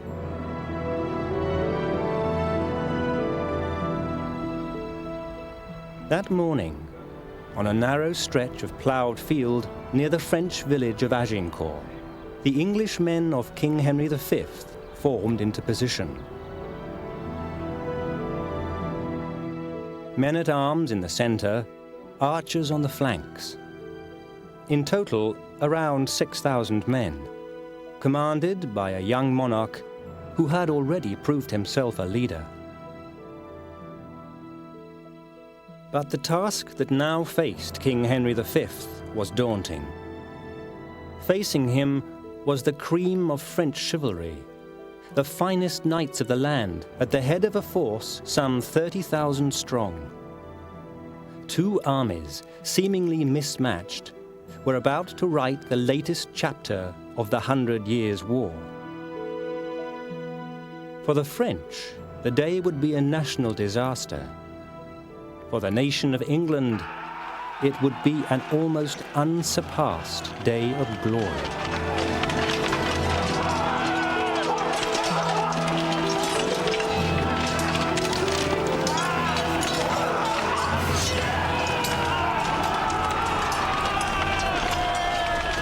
Henry V's victory at Agincourt in 1415 must rank as the greatest achievement of an English king in warfare. It also had a pretty dramatic effect on English position in France for the next 20 to 30 years. And in the context of the Europe of the 15th century, it was a very unexpected victory. The Kingdom of France was the premier kingdom. The 100 Years' War is the name given to the series of military conflicts between France and England between 1337 and 1453. Agincourt is the most famous battle of the war, but the events of 1415 had their origins as far back as 1066, when William the Conqueror plundered the throne of England and created a political problem that would plague Anglo-French relations for centuries. William, as Duke of Normandy, controlled a large area of French territory. In 1154, William's great-grandson, Henry II, became King of England, and as Henry had married the divorced Queen of France, he secured her French territories. The King of England now possessed more French land than the King of France. By the year 1337, the dispute between the two nations had erupted into open conflict. That year, the French King Philip VI seized the English territory of Guyenne. In 1338, England's King Edward III led an army into northern France, and the 100 Years' War had begun. The confrontation was further inflamed by Edward's claim that, through his mother, he was actually the rightful King of France. 70 years of war and occasional peace later, these rival claims over territory and succession had still not been resolved. But in 1413, a new English king came to the throne. It was this young king who would lead his nation at the Battle of Agincourt. King Henry V. Henry V was the complete soldier. He had been knighted in 1399, aged only 13, and he fought his first battle, aged 16, at Shrewsbury in 1403, when he was wounded in the face, and yet fought on in order to support his father's claim to the throne. In the succeeding decade, he learnt all the rules of siege warfare, defeating rebellion in Wales. He really was a most accomplished soldier, and he was both a strict disciplinarian and a charismatic commander. He also has the common touch. When he was Prince Hal, he really acquired some affinity with people, which he always retained, and this led him in good stead when he became a leader, because he then could associate with the soldiers and knew what they wanted. So in that sense, he was a pious man, a dedicated man, a good leader. As soon as Henry had ascended the throne, it was obvious that his ambitions lay across the English Channel in France. By a weird quirk of genealogy, not only could Henry V claim to be King of England and ruler of a lot of France, but he could actually claim to be the rightful King of France. And the kingship of France was in dispute, and he had a claim through his great-great-grandmother, who was Isabella, the she-wolf of France. And through Isabella, Henry V claimed that he ought to be king of France. Henry demanded the French throne and marriage to the French king's daughter. He knew he was unlikely to realize these ambitions through the formal negotiations that began shortly after his accession. So he also began to prepare for war. Noblemen and knights of the realm were contracted to join an army, bringing with them their retinues of fighting men. In total, around 2,500 men-at-arms. They were joined by some 8,000 other soldiers, included because of their mastery of the most deadly weapon of medieval warfare, the longbow. The longbow was itself about 6 feet tall and fired an arrow which was about 3 feet long with a metal tip. It had an advantage over the bows that were used, for example, at Hastings. The range of them were about 100 yards. So one of the great advantages of the longbow was that it had a range of about 400 yards. It was very easily handled in comparison to the French weapon, which was the crossbow, which was a rather complicated piece of equipment, which took a minute to loose off one of its shafts, called a quarrel. In that time, an English archer could shoot off 12 or 20 if he wished. It did mean, though, that he had to train from a very young age. This was actually dictated by statute, by law in England. The French were unwilling to equip their peasantry in the same way because they feared rebellion against the crown. By the summer of 1415, Henry's preparations for war were complete, and he prepared to set sail from Southampton on his flagship, the Trinite Royale. The negotiations were now over. It was said that they concluded with a French diplomat presenting King Henry with a box of tennis balls, implying that sport was a better pastime for a young king than war. On Sunday, the 11th of August, 1415, King Henry's army began its journey to France, at its date with destiny at Agincourt. The Trinite Royale led an armada of ships into the English Channel. As well as the fighting troops, they had to carry support personnel, including engineers and priests. The fleet also transported the huge quantity of material required for a successful military campaign. This would have included the huge siege guns and perhaps as many as 20,000 horses. After 3 days at sea, this enormous force had successfully crossed the Channel, entering the estuary of the River Seine, south of the town of Harfleur.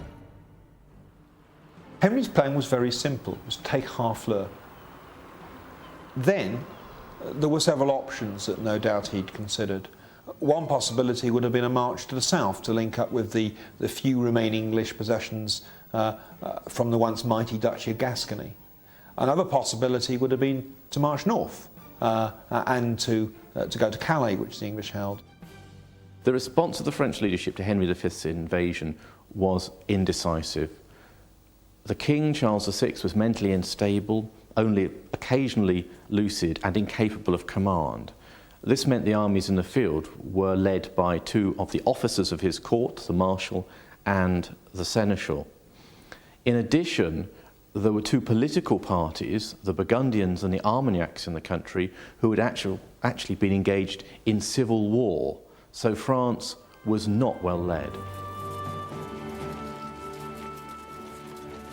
It took 2 days for Henry's army to disembark, but once this was achieved, the English king moved quickly in pursuit of his objectives.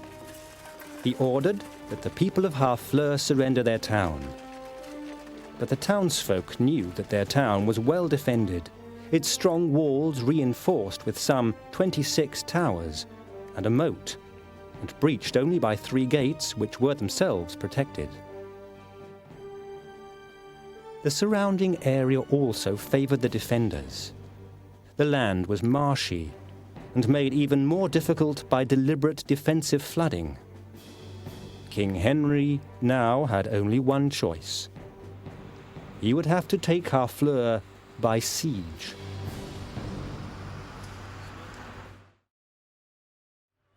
On the 18th of August, the siege of Harfleur began in earnest, with the capture of the land east of the town by men led by the Duke of Clarence. The town was now surrounded, English troops to the east and west, flooded land north and south, across which small English boats travelled to maintain contact with each other. Now Henry had to decide which siege tactics to use. The moat prevented the use of one widely used weapon, the battering ram, so Henry decided to undermine the integrity of Harfleur's walls by deploying his miners to the east of the town. Their intention: to dig shafts beneath the town walls and then start fires, causing the wall to collapse. It was already a well-established technique, but the English miners were thwarted by French countermining and repeated sallies out of Harfleur by men of the town's garrison. The English commander was now aware that the capture of the town would take time, and it would require the deployment of the most massive weapons of his time: the siege artillery.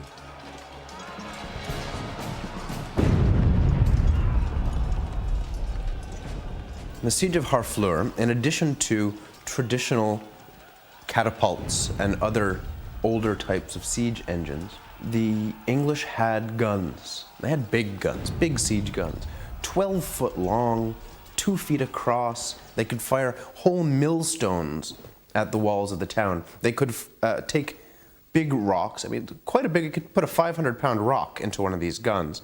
They'd cover them with tow and pitch and light them on fire and shoot them into the town to set buildings on fire.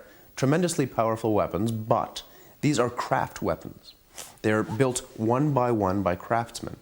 So you can't have too many of them. Take a long time to make. They're very expensive. And gunpowder was very hard to come by. Making gunpowder was also a craft. So we had very few of these big guns and very little powder to fire from them. They're pretty primitive, large, immobile, short-range weapons. I mean, don't think in terms of a modern artillery piece throwing a shell 20 miles. A late medieval cannon will throw a large ball of stone, about 800 metres maybe. For weeks, the English artillery pounded the walls of Harfleur, their fire concentrated on the gate to the southwest of the town. If this well-protected opening could be destroyed, the town was there for the taking. Day after day, huge stones rained down.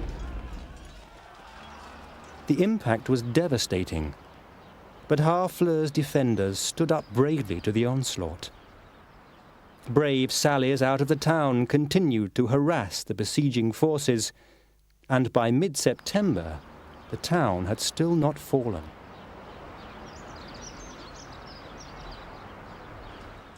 But the southwest gate was now on the point of collapse, despite heroic efforts to preserve it. The besieged citizens accepted the inevitable and, following another huge artillery bombardment, they agreed to surrender. Under the laws of chivalry, this saved their town from a sacking by the English. On the 23rd of September, King Henry rode into Harfleur.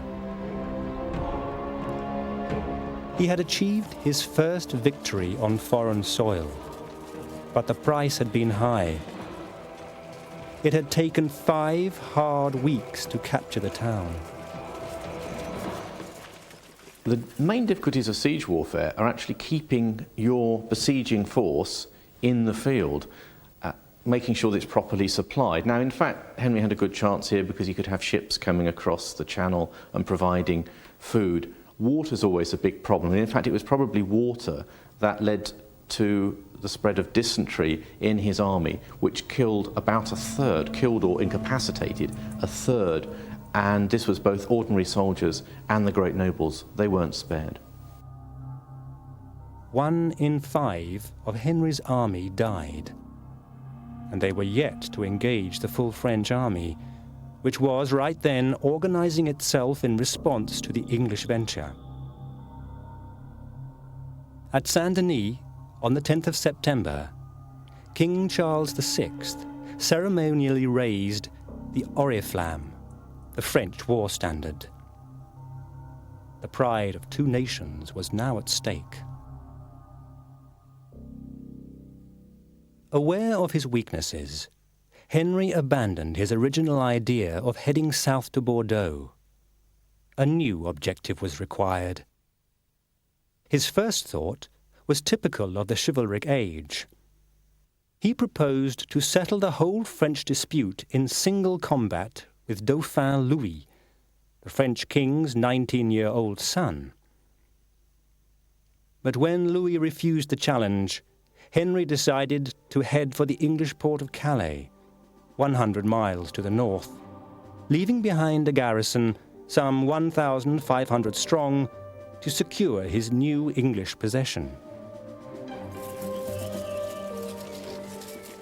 On the 8th of October, Henry V left Harfleur with his original army of 10,000 men, now reduced to 6,000. In pouring rain, they headed north along the coast. In the days that followed, the English advanced steadily towards the river Somme, with only occasional skirmishing to distract them. To facilitate the potentially difficult crossing of the Somme, Henry had ordered the English captain of Calais to send a force of men to secure the ford at Blanchetaque. But when the vanguard captured a prisoner while just 6 miles south of the crossing, a terrible truth dawned upon the English. For the captured man revealed that a force of some 6,000 Frenchmen were waiting for them across the river. There was only one credible option for the English army. They would have to turn inland and attempt to cross the Somme at some other point.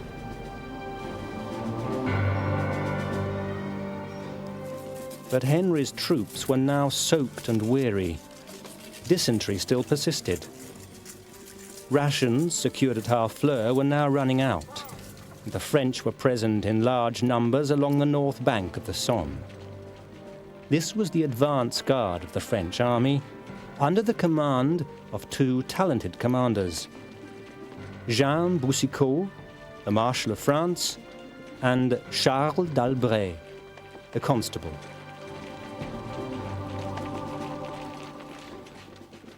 Another grueling march now loomed, and on the 13th of October, Henry's dispirited force began to move inland along the path of the Somme.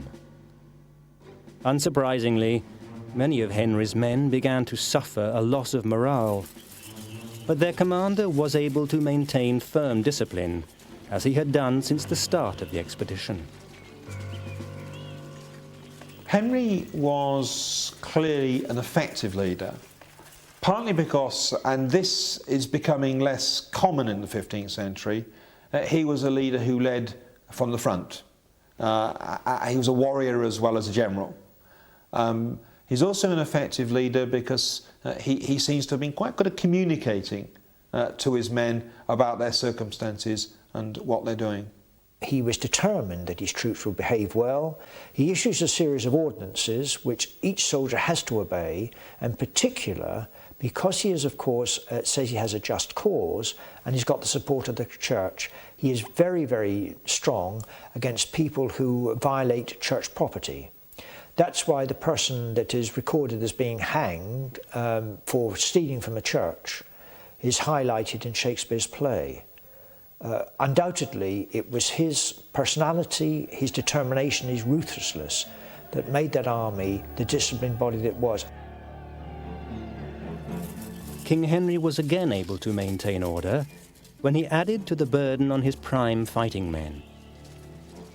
Realizing they were vulnerable to French cavalry attack, he ordered each man to cut themselves 6-foot wooden stakes that could be sharpened at both ends and that could be hammered into the ground to form a defense against French horse.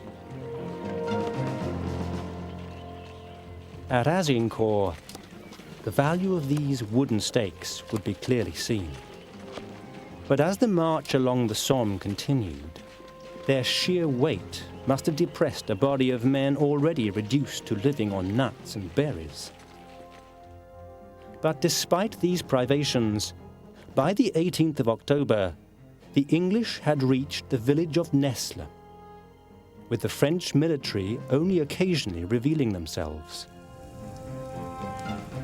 That night, Henry discovered that 2 fords over the river were unguarded, just 2 miles away, at Voyenne and Betancourt. The following day, the ragged English force at last crossed the Somme, and morale received a welcome boost. The movements of the French forces during the English march along the Somme are not entirely clear. But we know the French advance guard under Boucicaut and d'Albret were in a position north of the Somme, following the English as they moved inland. Around the 14th of October, the main French army set off northeast towards Henry's forces, reaching the city of Amiens just after the English had left the area. The full French army now joined up, a total of perhaps 30,000 men. But it was not led by their king, the unfortunate Charles VI, or his son, the Dauphin. In fact, it was hardly led at all. The French command structure was not just weak, it was non-existent. The supposed leaders were the marshal, a man called Boucicaut, and the seneschal, d'Albret. But they were just officers of the household, and they had to compete with nobles of the royal line, like Alençon and Orléans. And in actual fact, on the day of the battle, it was they who took charge. So really, it was a complete mess. Jean Boucicaut and Charles d'Albret were undeniably talented military commanders, and they argued that the best way to beat the invading Englishmen was to avoid an open battle altogether.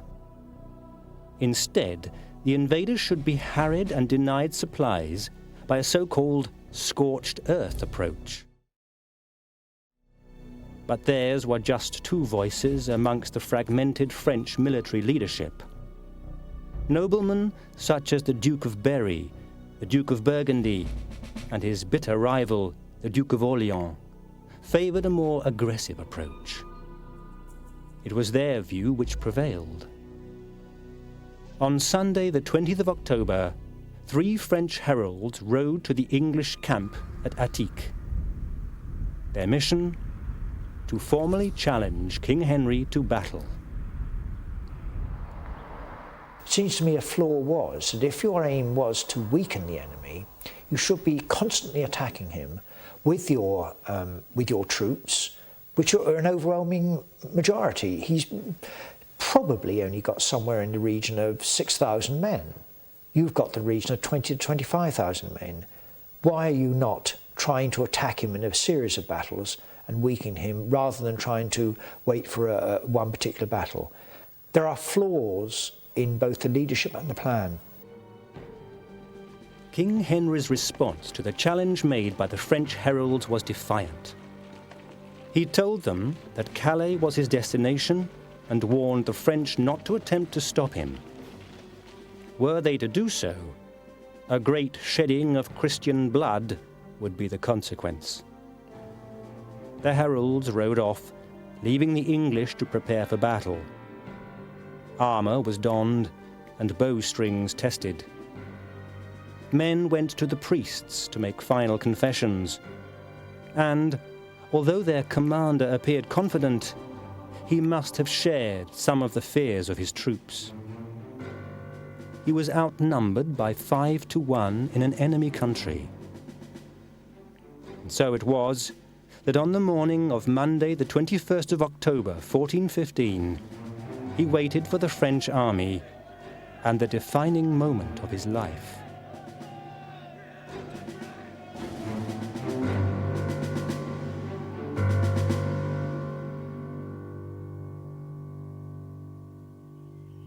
However, it slowly became clear that no attack was forthcoming. So, in the afternoon, King Henry and his men resumed their march towards Calais. On the 23rd, the English crossed the River Canche, past Frevent. The following day, the Ternoise was crossed near Blangy.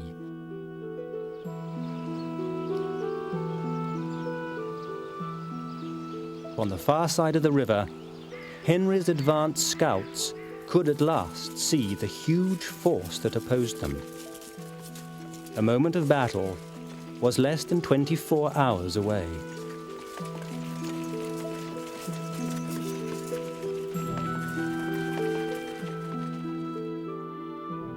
That night, King Henry made his camp near the tiny village of Maisoncelles, while the vastly bigger French army positioned itself near the village that would give its name to the battle to come, Agincourt.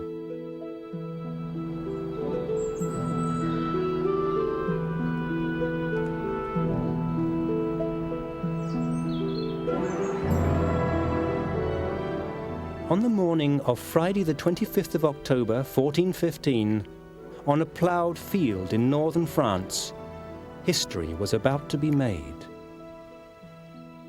A last-ditch attempt by King Henry to secure a negotiated settlement was dismissed by the French, and by 8 o'clock, both sides had drawn up into their battle positions 1,000 yards apart.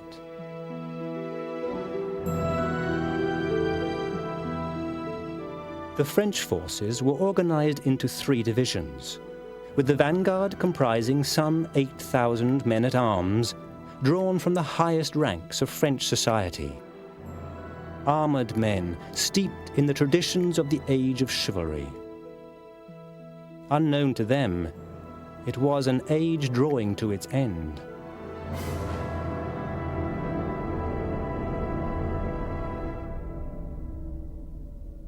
The problem at the Battle of Agincourt was that the French still thought they were fighting simply a chivalrous battle.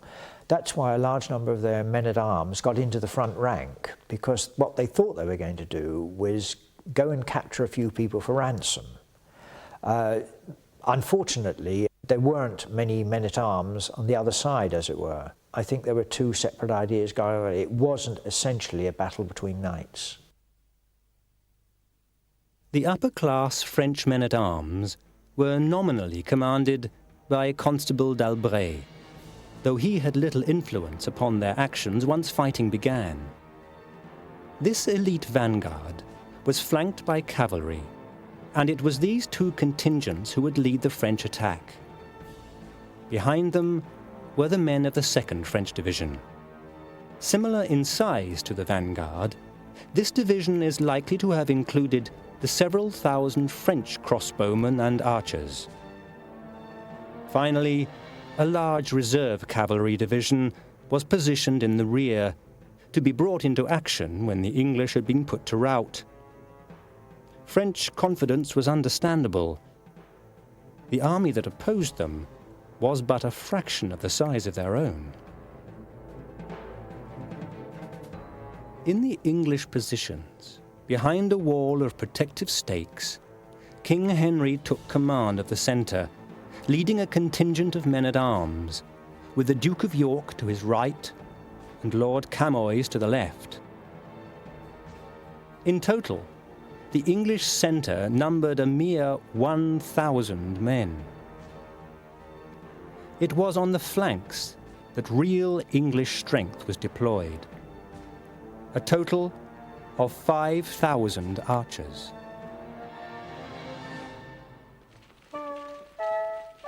Before the battle, King Henry rode before his lines to inspire his men, and sought especially to inspire his bowmen. He reminded them that the French had made a grim promise to cut off 3 fingers from the right hand of any captured English archer in order that they could never fire a bow again. As they listened to the words of their king, many of the English archers must have wondered what their fate would be. But at least there was one small sign to reassure them. Their young king was wearing no spurs. Henry would therefore be fighting on foot alongside his fellow countrymen.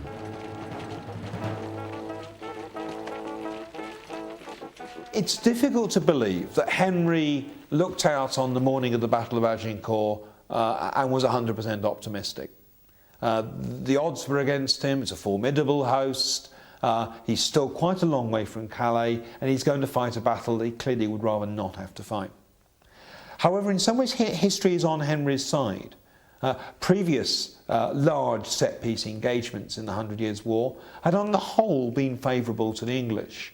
And both the Battle of Crécy and the Battle of Poitiers, fought by Edward III and his son, the Black Prince, both of them outnumbered English armies and inflicted quite spectacular defeats on the French. Henry V was an experienced commander. He knew that war is chaotic. He knew that anything can happen on a battlefield. He had to have known that. And as a result, I think that King Henry V knew that he could win.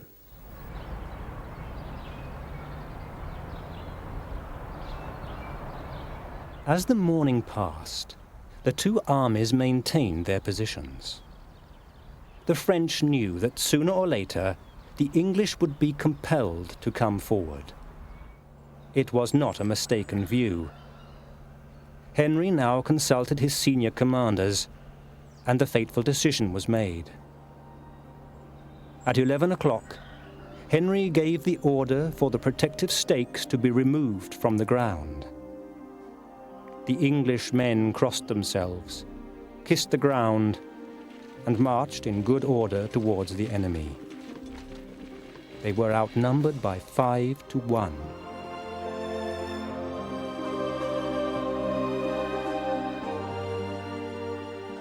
About 250 yards from the French line, the English advance halted. The wooden stakes were planted once more, and the archers were given the order to attack. In response, the French vanguard began its advance, while the flanking cavalry rode to engage the English bowmen. The Battle of Agincourt had begun.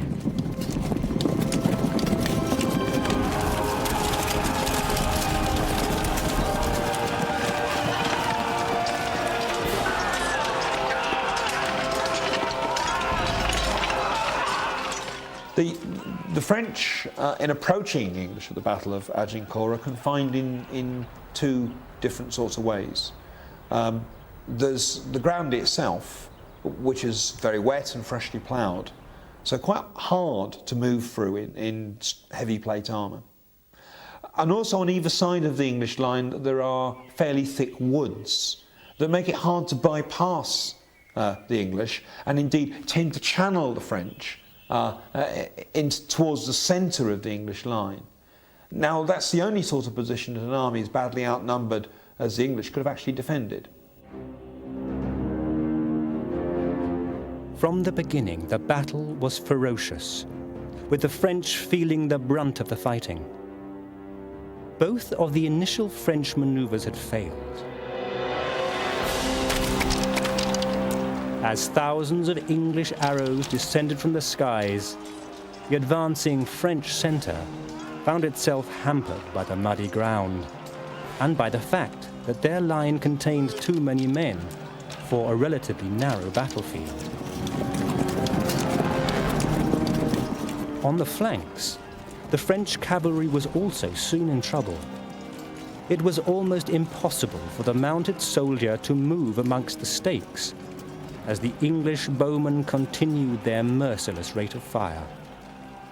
There was actually a plan for defeating the English army by using a double envelopment of cavalry attacks which would drive off the archers and then leave the English men-at-arms to be beaten by a larger number of the French.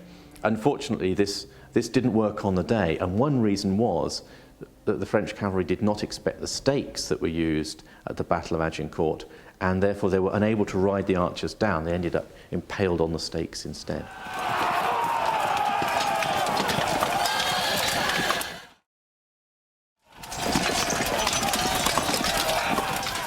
After a matter of minutes, the French cavalry were forced into bloody retreat. But there was only one place they could retreat to: back into the advancing lines of their own vanguard, which was itself already reeling from the impact of the English arrows. As riderless horses caused mayhem in the ranks, the 2nd Division began to move forward into the crush. In the centre, the leading French men-at-arms eventually ploughed their way to the English line. The result was fierce hand-to-hand combat with axe, spear, pole and sword, with Henry himself at the heart of the action.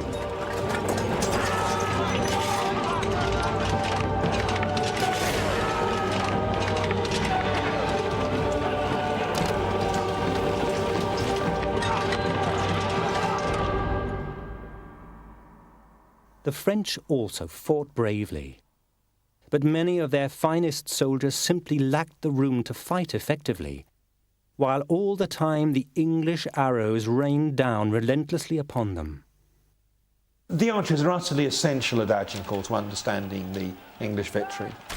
It's the archers that provoke the French to committing themselves to an attack. It's the archers that then bring within minutes the French cavalry charge which starts the battle properly into ruin. And the archers then cause immense chaos when the main French van advances on foot. They're firing arrows at 10 per minute and they inflict enormous damage.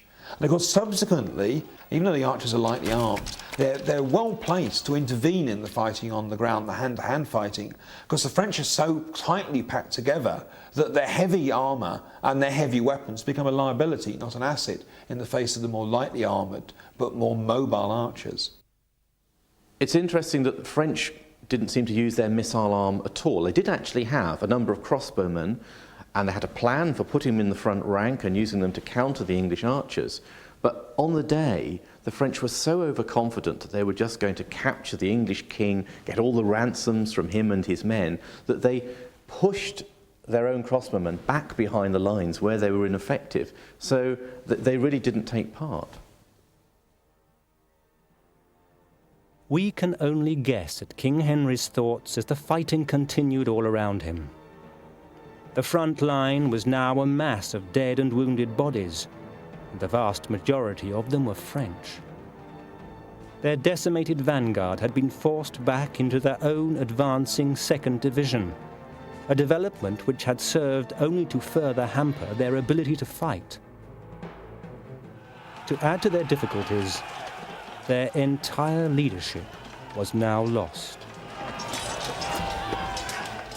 The cream of French nobility lay amongst the heaps of dead that defined the battlefield after what was possibly as little as half an hour's fighting.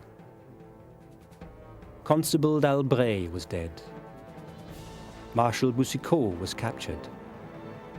The French battle standard was lost. The result of the battle was now virtually certain. Many in the French rear began to drift away while they still could. The 3rd Division chose not to engage at all and began to break up without a fight. the French had been routed. But the killing was not yet over.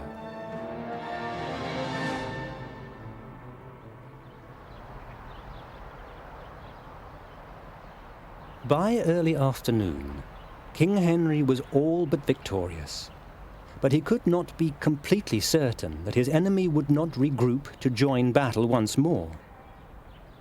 The Dukes of Alençon and Bar exhorted their fellow Frenchmen to continue the fight. One brave group of French nobles did succeed in organizing a mounted counterattack, while many of their fellow men were already fleeing from the scene. But the seemingly triumphant Henry now received serious news. He was told that an isolated French force had attacked his baggage train in the rear. Now, prior to the battle, he'd got wind of what the French battle plan was. Their initial phase was that they would attack his archers with their cavalry, but they would also send cavalry around the back, round the outside, to attack his baggage train.